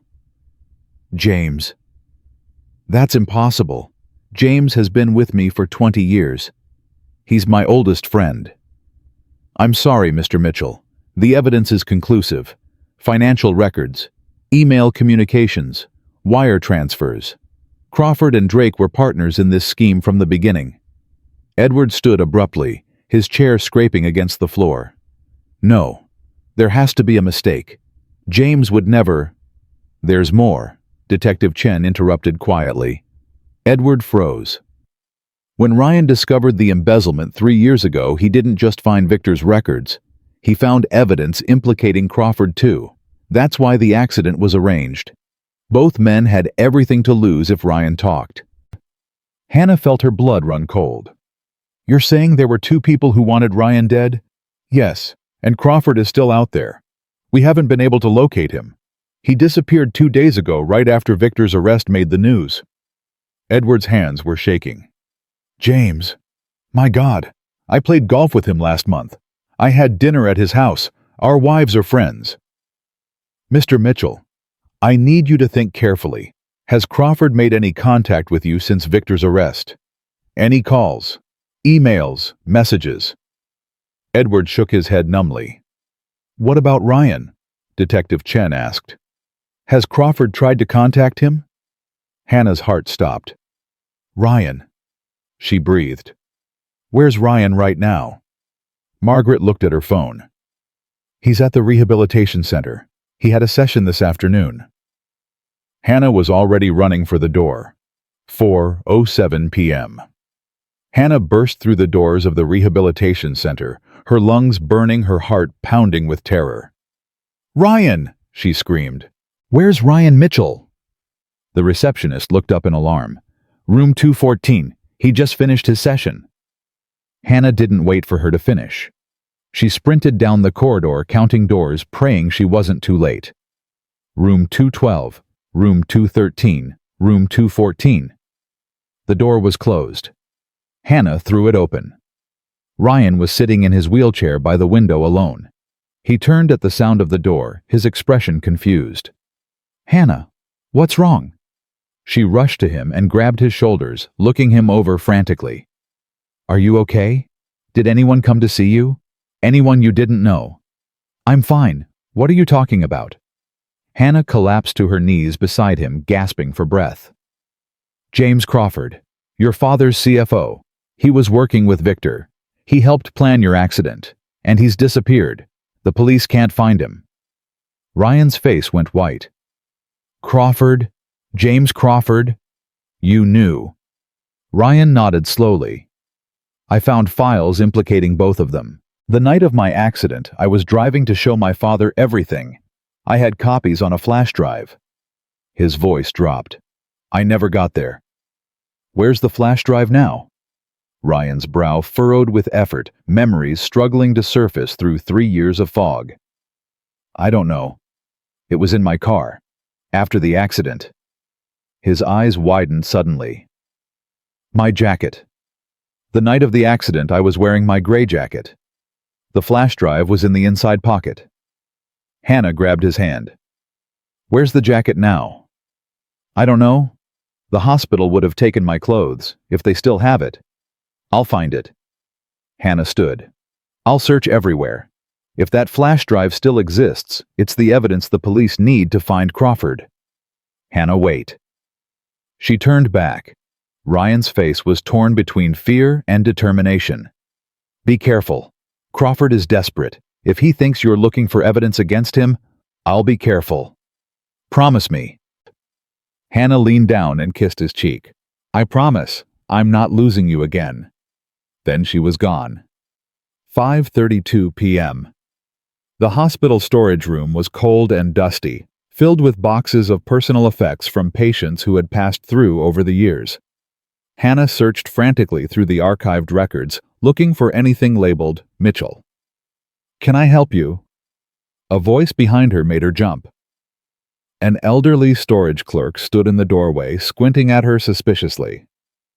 "I'm looking for personal effects from a patient. Ryan Mitchell. He was admitted 3 years ago after a car accident." The clerk frowned. 3 years? Most items are only kept for 6 months before being disposed of. Hannah's heart sank. "Please," she begged. "This is incredibly important.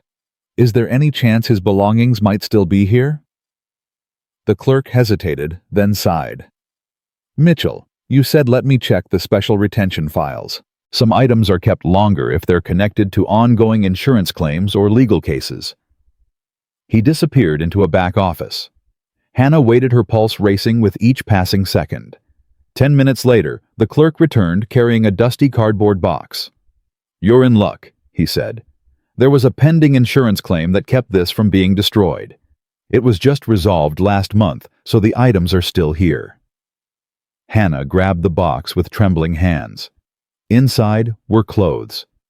Torn, bloody clothes from the night of Ryan's accident. A wallet. A watch with a cracked face. And a gray jacket. Hannah's fingers found the inside pocket. Empty. Her heart plummeted. She checked again, and again. She turned the jacket inside out, searched every seam, every fold. Nothing. "No," she whispered. "No, no, no." The flash drive was gone. Someone had already taken it. 6:45 p.m. Hannah sat in the hospital cafeteria staring at the empty jacket, trying to figure out what to do next. The evidence was gone. Without it, Crawford might never be found. He could disappear forever, leaving Ryan in danger for the rest of his life. Her phone buzzed. A text from an unknown number. Hannah's blood ran cold as she read it. "I know what you're looking for. Meet me at the parking garage, level 3. Come alone, or everyone you love dies." She stared at the message, her hands shaking. This was a trap. Obviously a trap. Only a fool would walk into it. But if Crawford had the flash drive, if he was willing to negotiate... She typed back, "Who is this?" The reply came instantly. You have 15 minutes. Hannah made a decision. She grabbed her purse and walked toward the parking garage. 7:02 p.m. Level 3 of the parking garage was empty, except for a few scattered cars. Hannah's footsteps echoed in the concrete silence.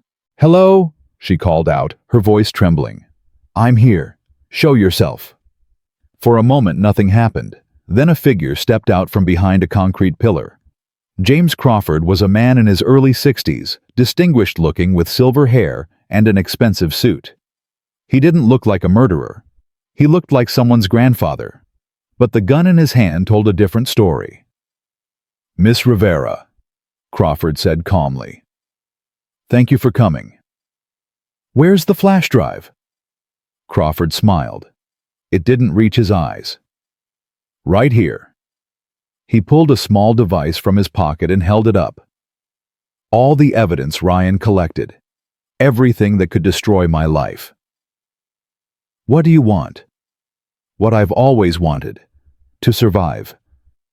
Crawford stepped closer, the gun never wavering. Victor was careless. He let his emotions guide him. He made mistakes. I don't make mistakes. The police are looking for you. You can't run forever. I don't plan to run. I plan to eliminate the evidence and everyone who knows too much. He raised the gun. "Starting with you." Hannah's blood froze. "Wait," she said desperately. "You kill me and you'll have the entire Mitchell family hunting you. Edward has resources you can't imagine. He'll never stop looking for you. Edward Mitchell believes I'm his friend. He's already making excuses for me in his mind. When they find your body, he'll think Victor had accomplices we didn't know about. Ryan knows. Ryan will tell them the truth." Crawford's smile widened. "Ryan will be dead before morning. I have people watching the rehabilitation center. The moment you walked away from him, you signed his death warrant."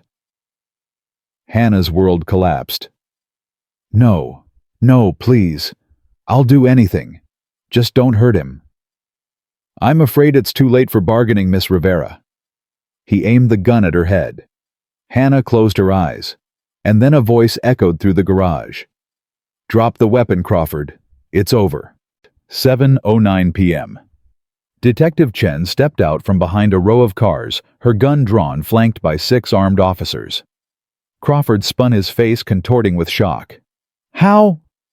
Did you really think I'd walk into this without backup?" Hannah's voice shook, but there was steel underneath. "I called Detective Chen the moment I got your text. They've been following me since I left the cafeteria." Crawford's eyes darted frantically, searching for escape. "There's nowhere to go," Detective Chen said calmly. "Put the gun down. Now." For a moment, Hannah thought Crawford would surrender. Then his face hardened with desperate resolve. He grabbed Hannah and pulled her in front of him like a shield, pressing the gun to her temple. "Nobody moves," Crawford shouted. "I'll kill her.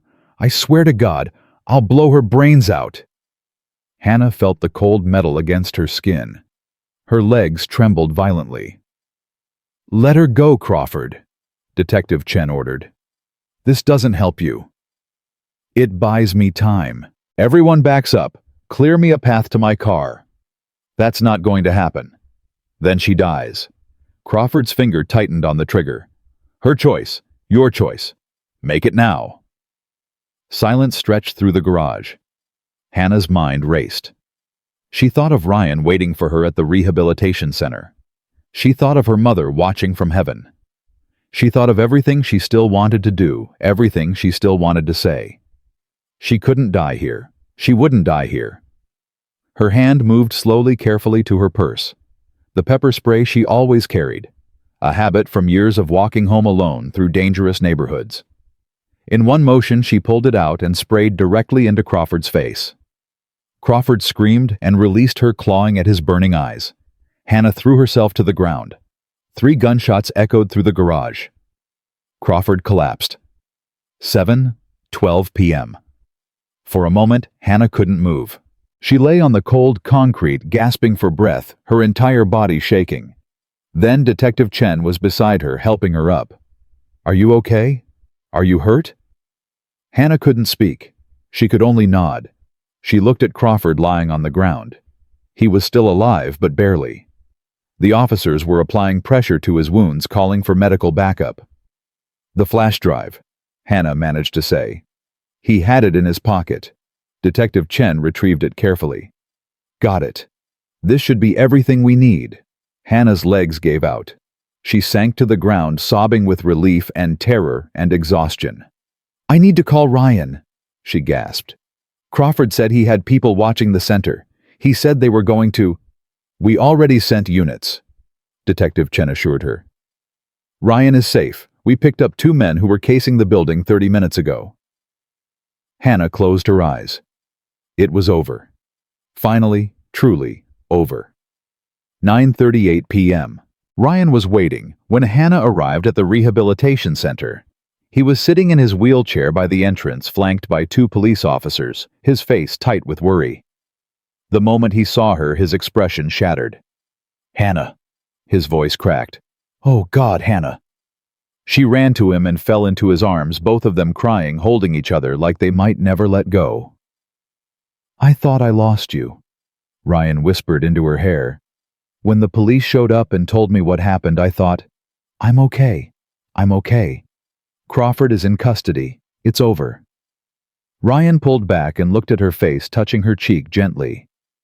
"You walked into a trap to find evidence. You risked your life for me. Again. I'd do it 1,000 times. Why do you keep saving me?" Hannah looked into his eyes. Those eyes that had been closed for 3 years. Those eyes that were now alive and filled with tears. "Because you're worth saving," she whispered. "Because you saw me when no one else did.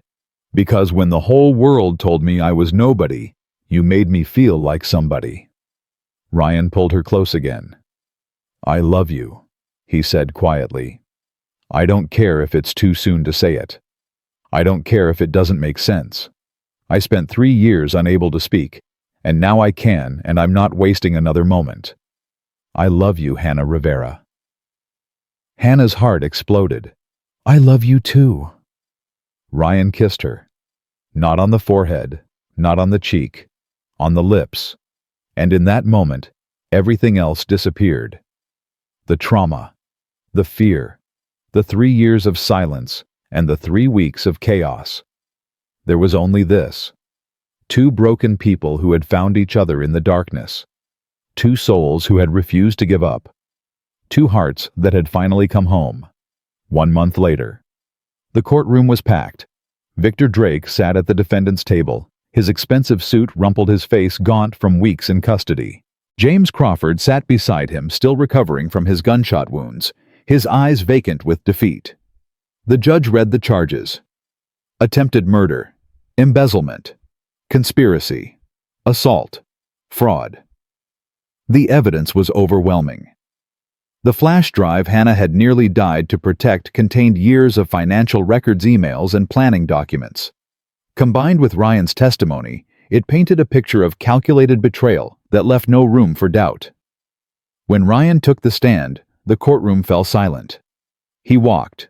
Not smoothly, not gracefully. He used a cane, and his steps were halting, uncertain. But he walked under his own power, refusing the wheelchair everyone had expected him to use.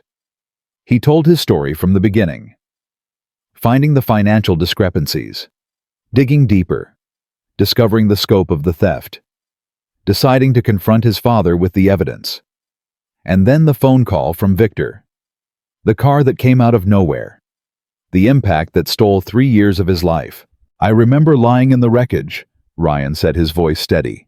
"I couldn't move. I couldn't call for help. But I was conscious. I was aware. I heard the sirens coming. I heard someone walking toward my car." He looked directly at Victor. I heard Victor Drake's voice. He stood over me and he said, "Don't worry, Ryan. This will all be over soon." Then he walked away and left me to die. The courtroom erupted. The judge called for order. Victor's attorney desperately tried to object. But the damage was done. Ryan stepped down from the stand and walked back to his family. Hannah was there waiting. She took his hand and squeezed it tight. You did it, she whispered. We did it, he corrected. The jury deliberated for less than 4 hours. Guilty on all counts. Victor Drake and James Crawford would spend the rest of their lives in prison. Justice after 3 long years had finally been served. 2 months later. The Mitchell mansion looked different now. Not physically different. The grand architecture remained the same. But something in the atmosphere had shifted. The cold silence that had haunted the halls for 3 years had been replaced by warmth, by life, by hope. Hannah stood in the garden watching Margaret tend her roses. She's happy, Ryan said, appearing beside her. He was walking with only a slight limp now. The cane had been retired a week ago. So are you, Hannah observed. How could I not be? Ryan took her hand. I have my family back. I have my life back. I have you. Hannah leaned against him. What happens now? Now. Ryan smiled. Now I finish my recovery. Then I'm going to rebuild my father's company, make it stronger, more ethical, a legacy worth leaving behind. That's a big plan. I've had 3 years to think about it. He turned to face her. But first, there's something else I need to do. What's that? Ryan reached into his pocket and pulled out a small velvet box. Hannah's heart stopped. I know it's fast, Ryan said, his voice trembling slightly. I know we've only been together for 2 months, but I spent 3 years trapped in silence, listening to your voice, falling in love with you, without being able to say a word. I've wasted enough time. He opened the box.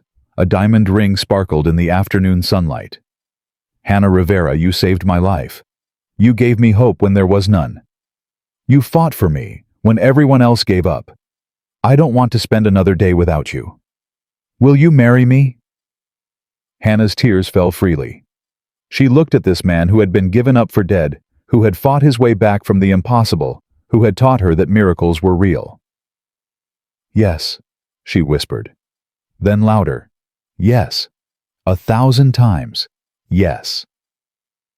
Ryan slid the ring onto her finger. It fit perfectly. I love you, he said. I love you too. They kissed there in the garden, surrounded by Margaret's roses and the golden California sunshine. Inside the house, watching through the window, Edward and Margaret stood side by side. She saved our family, Margaret said softly. She did more than that, Edward replied. She taught me that hope isn't foolishness, that believing in someone isn't weakness, that sometimes the people we overlook are the ones who matter most. Margaret took her husband's hand. What do you think about having a maid as a daughter-in-law? Edward smiled, the first real smile in 3 years. I think we're the luckiest family in the world. 6 months later. The wedding was small and intimate, held in the garden of the Mitchell mansion. Ryan stood at the altar straight and strong, no trace of the wheelchair that had once seemed like his permanent prison. Hannah walked down the aisle in a simple white dress, her face glowing with joy. No expensive designers, no celebrity guests, just family and close friends gathered to celebrate 2 people who had found each other in the most impossible circumstances. Margaret sobbed through the entire ceremony. Edward held her hand, his own eyes suspiciously bright. Dr. Morrison was there, proud witness to the miracle he had helped create. Detective Chen was there off duty for once, smiling like a woman who had seen too much darkness and was grateful for this moment of light. The minister spoke of love, of faith, of perseverance. Do you, Ryan Mitchell, take Hannah Rivera to be your lawfully wedded wife? Ryan looked at Hannah, his eyes filled with everything he had been unable to say for 3 years. I do. And do you, Hannah Rivera, take Ryan Mitchell to be your lawfully wedded husband? Hannah thought of her mother, of the dress she wore sewn by dying hands that still believed in her future, of all the years of struggle and loneliness, and wondering if life would ever get better. I do. Then by the power vested in me, I pronounce you husband and wife. You may kiss the bride. Ryan pulled Hannah close and kissed her as the small crowd erupted in cheers. And somewhere, Hannah was sure her mother was watching. smiling, proud of the daughter who had never stopped believing that kindness could change destiny. That night after the reception, Hannah stood alone on the terrace looking up at the stars. Ryan found her there. "What are you thinking about?" he asked, wrapping his arms around her from behind. "My mom. I wish she could have been here." "She was here. She's always here. Every time you help someone who seems helpless. Every time you believe in someone the world has given up on. That's her living through you." Hannah turned in his arms. "How did you get so wise?" "I had 3 years of silence to figure things out." He kissed her forehead. "And I had your voice teaching me that hope is never wasted." Hannah leaned into him, feeling his heartbeat against her cheek. "What happens tomorrow?" "Tomorrow, we start our life together.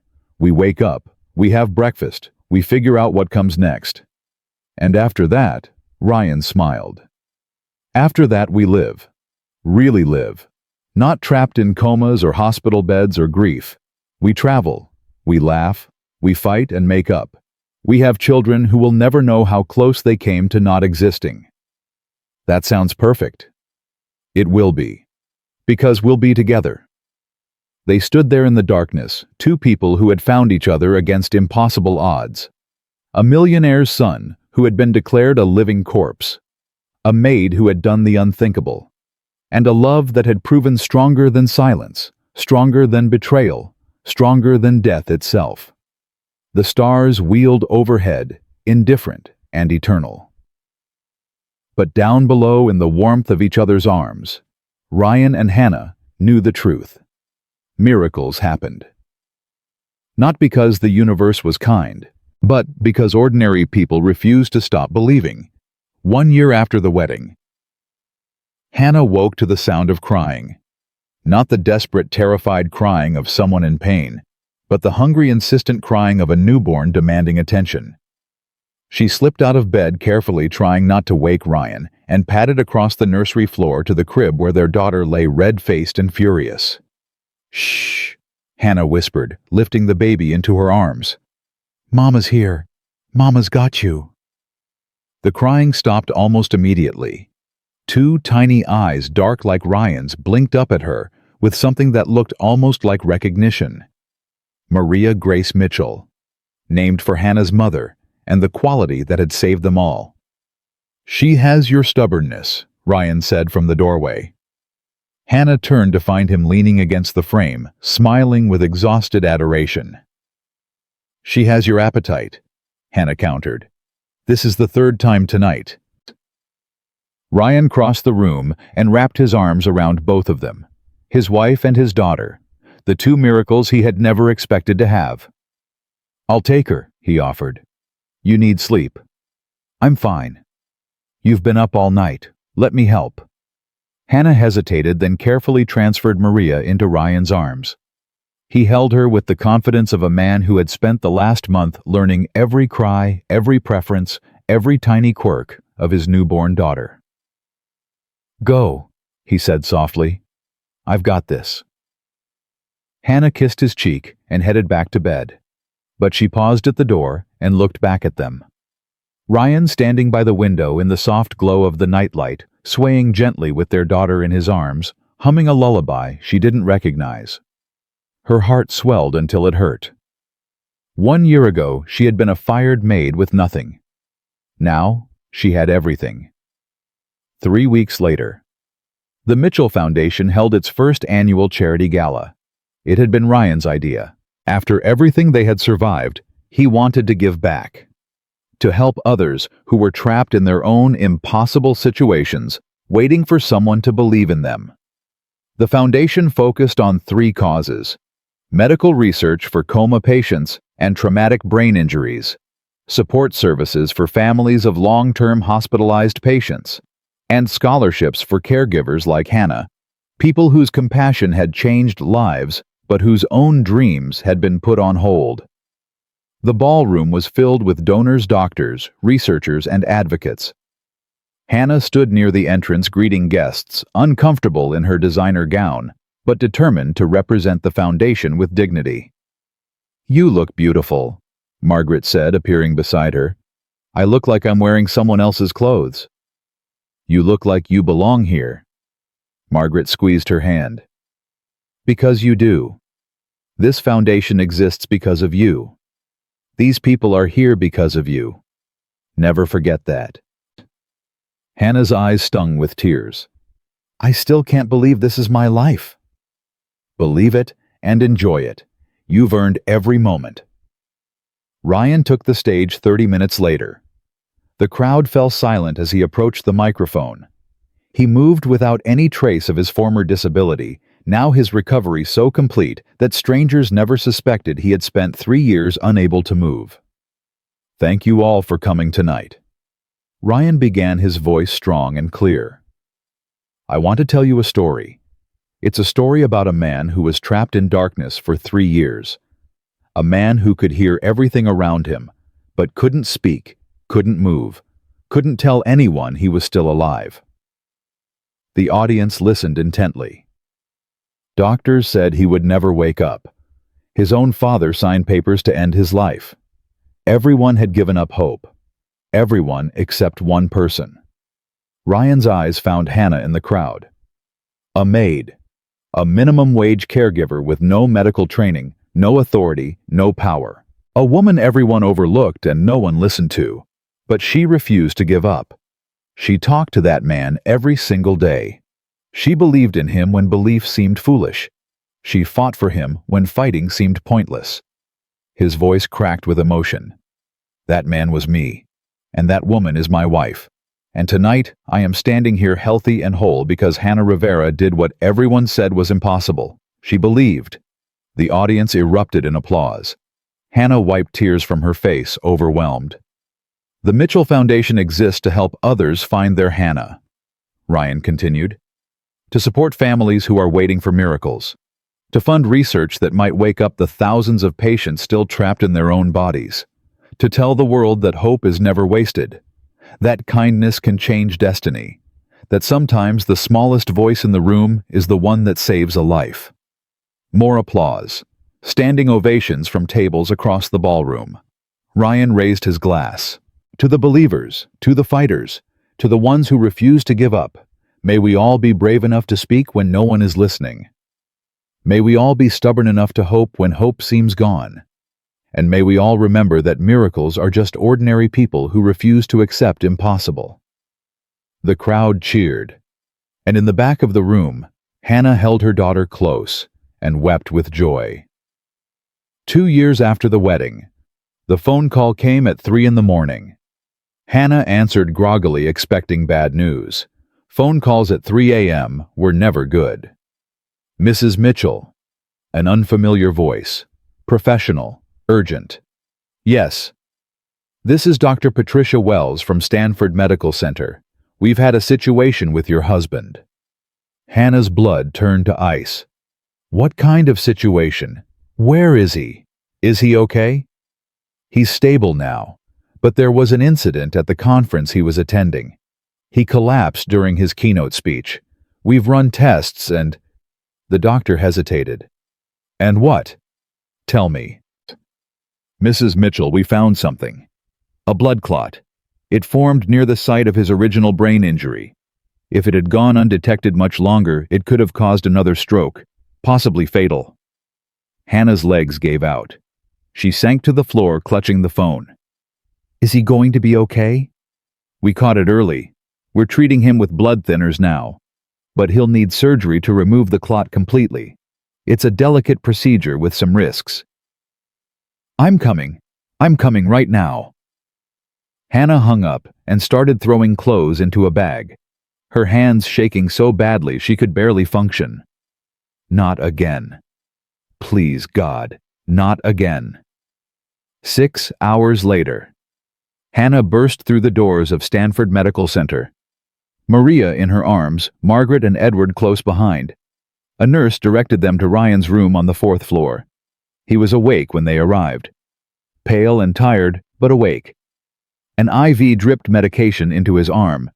Monitors beeped their familiar rhythm. Hannah. His voice was weak but relieved.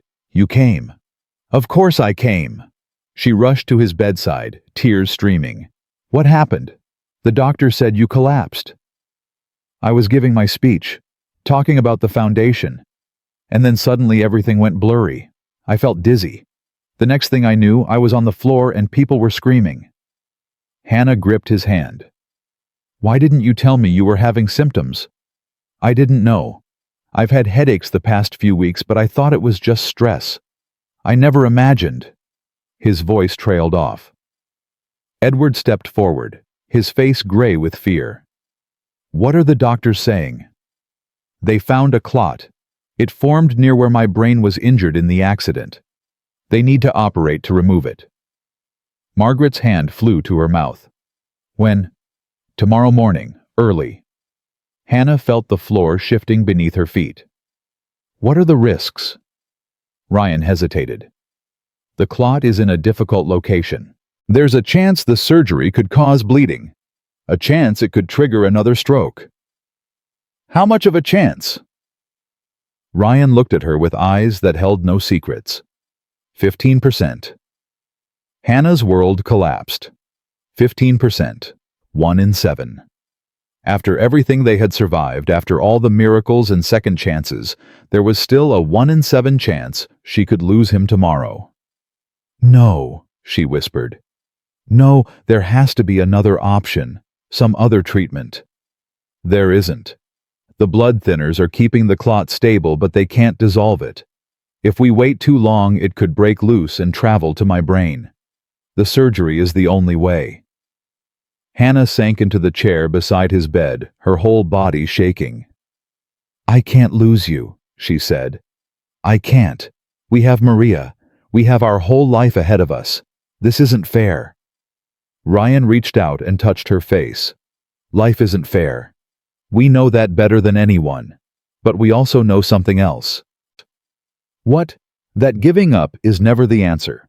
That fighting is always worth it. That miracles happen when people refuse to accept impossible. He pulled her close. I'm going to be okay, Hannah. I have too much to live for. I have you. I have our daughter. I have a future I spent 3 years dreaming about. I'm not going to let a blood clot take that away from me. Hannah cried into his shoulder. Promise me, she whispered. Promise me you'll come back to me. I promise. I will always come back to you. The next morning, 6 a.m. The surgical team arrived to prep Ryan for the operation. Hannah had spent the night in the chair beside his bed, holding his hand, refusing to let go. Maria was with Margaret in the waiting room, blissfully unaware that her father's life hung in the balance. It's time, the lead surgeon said gently. Hannah looked at Ryan. His face was calm, determined. The same face he had worn when he took his first steps after waking from his coma. The face of a man who had already beaten death once and was prepared to do it again. I love you, she said. I love you too. More than I have words for. Come back to me. Always. They kissed one last time. Then the orderlies wheeled him away, and Hannah was left standing alone in an empty room, watching the doors swing shut behind the man she couldn't live without. 4 hours later, the surgeon emerged from the operating room with an unreadable expression. Hannah jumped to her feet, her heart pounding so hard she felt faint. How is he? Is he okay? The surgeon's face broke into a smile. The surgery was a complete success. We removed the clot without complications. He's in recovery now. You can see him in about an hour. Hannah's legs gave out. Edward caught her before she hit the floor, lowering her gently into a chair. Thank God, Margaret sobbed. Thank God. He's going to be fine, the surgeon continued. We'll need to monitor him closely for the next few days, and he'll be on blood thinners long-term as a precaution. But there's no reason he can't live a completely normal life. Hannah couldn't speak, could barely breathe. He was okay. Ryan was okay. The nightmare wasn't repeating itself. 2 hours later. Ryan opened his eyes to find Hannah sitting beside his bed. Maria asleep in her arms. "Hey," he whispered groggily. "Hey yourself." "Did it work?" "It worked. They got the clot. You're going to be fine." Ryan's eyes filled with tears. "I promised I'd come back." "You did. You kept your promise." Ryan reached out weakly and touched Maria's sleeping face. "She looks like you," he murmured. "Everyone says she looks like you. They're wrong. She has your strength, your stubbornness, your refusal to give up." He smiled through his tears. "She's going to change the world someday, just like her mother." Hannah leaned down and kissed his forehead. "Get some rest. I'll be here when you wake up." "You always are." Ryan closed his eyes. And for the first time in 3 years, Hannah allowed herself to believe that their story might actually have a happy ending. 5 years after the wedding, the Mitchell Foundation had grown beyond anything Hannah and Ryan had imagined. Satellite offices in 12 cities, partnerships with major hospitals across the country, research grants that had funded breakthroughs in coma treatment and brain injury recovery. Thousands of families supported through the worst moments of their lives. But today wasn't about the foundation. Today was about Maria. She was 4 years old now, a whirlwind of energy and curiosity with her father's dark eyes and her mother's stubborn determination. She had no memory of the time when her father couldn't walk, when her mother was just a poor maid with nothing, when their love story seemed impossible. All she knew was that her parents loved her, that her grandmother Margaret spoiled her with cookies and piano lessons, that her grandfather Edward, despite his gruff exterior, would do anything she asked, and that her family had been built on something special. "Mama," Maria said, tugging at Hannah's hand as they walked through the park, "why is that man sleeping on the bench?" Hannah looked. A homeless man lay curled on a park bench, his clothes worn, his face weathered by years of hardship. Most people were walking past him without a glance. "He doesn't have a home to sleep in, baby." "Why not?" "Sometimes life is hard. Sometimes people lose everything and don't have anyone to help them." Maria thought about this with the serious concentration only children possess. "Can we help him?" Hannah smiled. That was her daughter. That was Ryan's daughter. That was the legacy they were building. "Yes, baby, we can help him." They approached the bench together. Hannah gently woke the man and gave him money for food and the address of a shelter the foundation supported. The man looked at her with surprised gratitude, clearly unaccustomed to kindness from strangers. "Thank you," he said, his voice rough. "Most people pretend I'm invisible." "You're not invisible," Hannah said firmly. "You matter. Never forget that." As they walked away, Maria looked up at her mother. "Mama, why did you help him?" Hannah knelt down to her daughter's level. "Because a long time ago, your mama was invisible too. No one listened to me. No one thought I mattered. But your daddy saw me. He believed in me. And that changed everything. Daddy saw you when you were invisible." "He did. And now it's our job to see other people who feel invisible, to help them the way your daddy helped me." Maria nodded solemnly. "I want to help invisible people too." Hannah's heart swelled with pride. "Then that's exactly what you'll do, baby girl. That's exactly what you'll do." 10 years after the wedding, the anniversary celebration was held at the Mitchell Mansion in the same garden where Ryan had proposed, where they had exchanged their vows, where their story had finally found its happy ending. 50 guests filled the space. Family, friends, colleagues from the foundation. People whose lives had been touched by Ryan and Hannah's mission. Dr. Morrison was there, older now, retired, but still proud of the role he had played in Ryan's recovery. Detective Chen was there, having become a close family friend over the years. Even some of the nurses from Cedar Grove attended, the ones who had witnessed the miracle of Ryan's awakening. Ryan stood at the front of the gathering, Hannah beside him. Maria and their 2 younger children gathered at their feet. 10 years ago tonight, Ryan began. I asked Hannah to marry me in this garden. She said yes, despite all the reasons she should have said no. She married a man who had spent 3 years in a coma, a man whose body was still broken, a man with enemies and trauma and a future that was completely uncertain.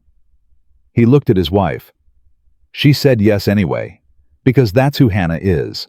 She doesn't wait for certainty. She doesn't demand guarantees.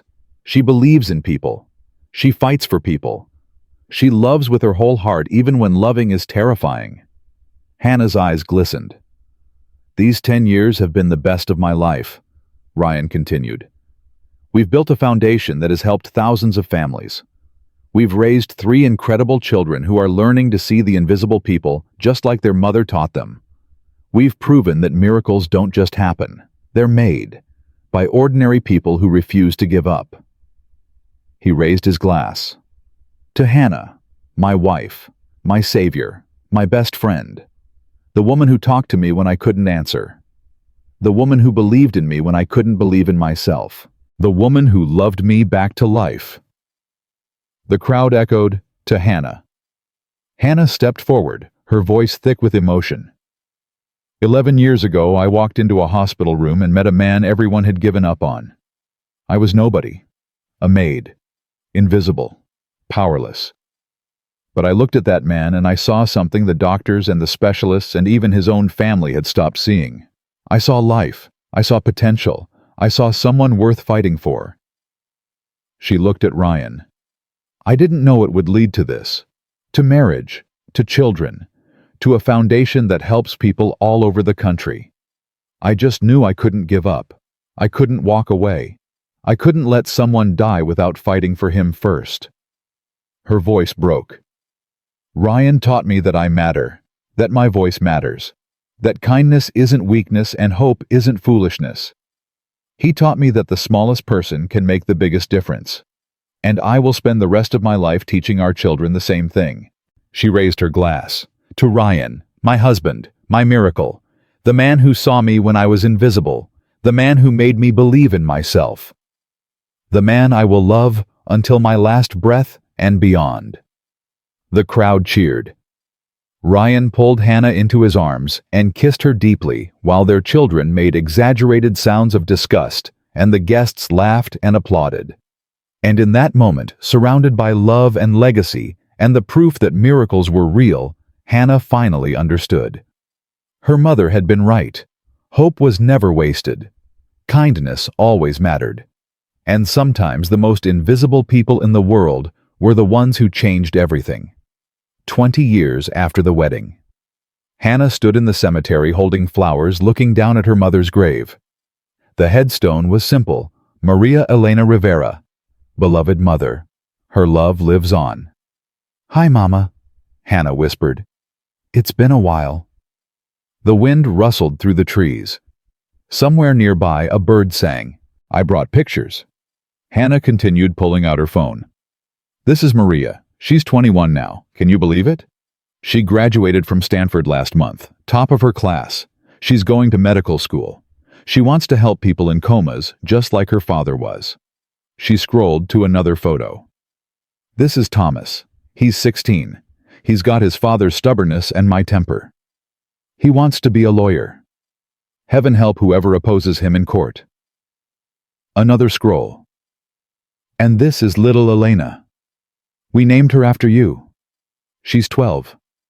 She's the kindest child I've ever known. She volunteers at the foundation every weekend, reading to patients who can't read themselves. She reminds me of you, Mama. So gentle, so strong. Hannah's voice cracked. I wish you could have met them. I wish you could have seen what we built. The foundation has helped over 50,000 families now. Ryan and I travel the country speaking at hospitals, training caregivers, funding research. We've made a difference, Mama. A real difference. She knelt beside the grave, tears falling freely. But none of it would have happened without you. You taught me to believe. You taught me to fight. You taught me that my voice mattered even when no one was listening. Everything I am, everything I've done, it all started with you. She placed the flowers carefully on the grave. I love you, Mama. I'll see you again someday. But not yet. There's still so much work to do. So many invisible people who need someone to see them. She stood and touched the headstone gently.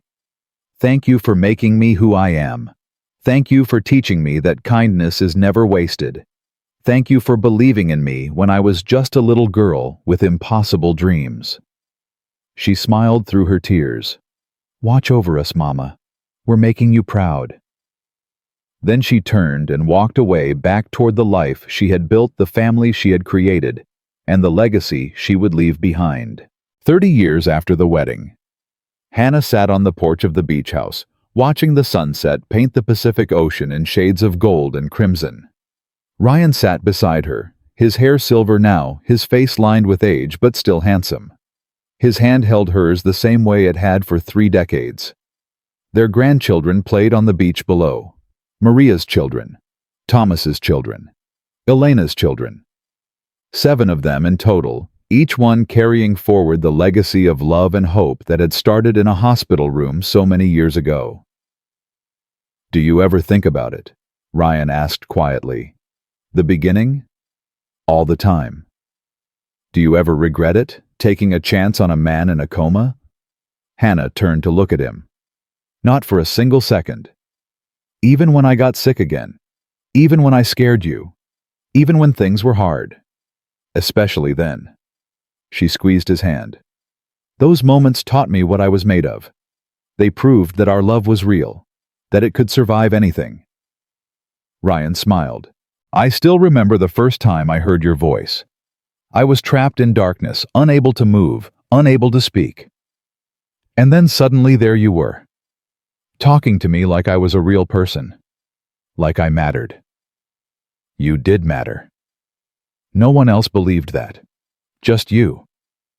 Hannah leaned her head against his shoulder. I knew you were in there. I don't know how. I just knew. You saved my life, Hannah. Not just my body, my soul, my hope, my will to live. You saved mine too. Before you, I was just surviving. After you, I started living. They sat in comfortable silence, watching their grandchildren chase waves and build sandcastles. What do you think the world will remember about us? Ryan asked. I don't care about the world. I care about them. Hannah nodded toward the children. I want them to remember that we loved each other, that we fought for each other, that we never gave up no matter how impossible things seemed. They'll remember. How do you know? Ryan smiled. Because they're already becoming us. Maria tells her patients stories just like you told me stories. Thomas fights for the underdogs in every case he takes. Elena spends half her life volunteering for causes nobody else cares about. His voice filled with pride. Our legacy isn't the foundation, Hannah. It's not the money or the buildings or the research grants. It's them. Our children. Our grandchildren. The kindness they carry forward. The hope they spread to everyone they meet. Hannah's eyes filled with tears. We did okay, didn't we? We did more than okay. We built something beautiful. Something that will outlast both of us. He kissed her gently. Thank you for believing in me, Hannah. Thank you for talking to me when I couldn't answer. Thank you for refusing to give up. Thank you for waking up. Thank you for fighting your way back. Thank you for loving me. They watched the sun sink below the horizon, painting the sky in colors that seemed impossible. And Hannah knew with absolute certainty that this was what miracles looked like. Not lightning from heaven, not voices from beyond. Just 2 ordinary people who refused to give up on each other. Just love stubborn and relentless and eternal. Just hope planted in darkness and blooming in light. The end. But also the beginning. Because stories like this never really end. They ripple outward through time. They touch lives. They inspire strangers who hear them and decide to believe in their own impossible dreams. Maria Mitchell became a neurologist who specialized in coma recovery. She developed new treatments that woke patients doctors had given up on. She credited her mother's faith and her father's courage for everything she achieved. Thomas Mitchell became a civil rights attorney who fought for the voiceless and the marginalized. He never lost a case that mattered. He told everyone who would listen that his mother had taught him that invisible people deserved champions. Elena Mitchell became a social worker who spent her life helping families navigate medical crises. She opened centers in 12 states. She named every one of them after her grandmother Maria. And the Mitchell Foundation continued to grow funding research and supporting families, spreading the message that Hannah and Ryan had proven with their lives. Hope matters. Kindness changes destiny. And sometimes the smallest voice in the room is the one that changes everything. Hannah Rivera. Mitchell lived to be 93 years old. Ryan passed first at 91, holding her hand, telling her he would wait for her on the other side. At Hannah's funeral, hundreds of people gathered to pay their respects. Not because she had been rich or famous, though she had become both, but because she had touched their lives, because she had seen them when they felt invisible, because she had believed in them when they had stopped believing in themselves. The minister read from her favorite psalm, "Yea, though I walk through the valley of the shadow of death, I will fear no evil, for thou art with me." And then Maria spoke. "My mother was a maid." She said, her voice strong despite her tears. "She had nothing when she met my father. No money, no power, no credentials. Just a heart full of love and a stubborn refusal to give up." She looked at the gathered crowd. "She taught me that we don't need permission to care about people. We don't need qualifications to be kind. We don't need anyone's approval to believe in miracles." Her voice rose. She proved that ordinary people can change the world. That hope is never wasted. That speaking to someone who can't answer is never foolish. That loving someone the world has given up on is the bravest thing any of us can do. Maria smiled through her tears.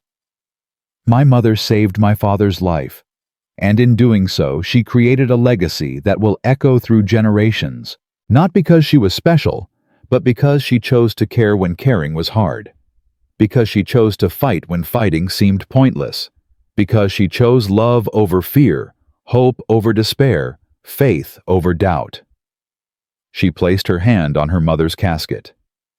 "Rest now, Mom. You've earned it. And thank you. For everything. For being you. For teaching us that the smallest voice can move mountains. For proving that kindness can truly change destiny." The crowd bowed their heads. And somewhere beyond the veil of death, Hannah and Ryan were reunited at last. Together again. Forever. Their love story complete. Their legacy eternal. Their proof that miracles happen when ordinary people refuse to give up. Because that is the truth this story leaves behind. Miracles are not for the chosen few. They are for anyone brave enough to believe, anyone stubborn enough to hope, anyone kind enough to speak to the ones who cannot answer. Hannah Rivera was nobody special, until she decided to be somebody who mattered, and that decision changed everything. For Ryan, for their family, for thousands of people they never met, and for everyone who hears this story and decides that maybe, just maybe, their small voice matters too. Because it does.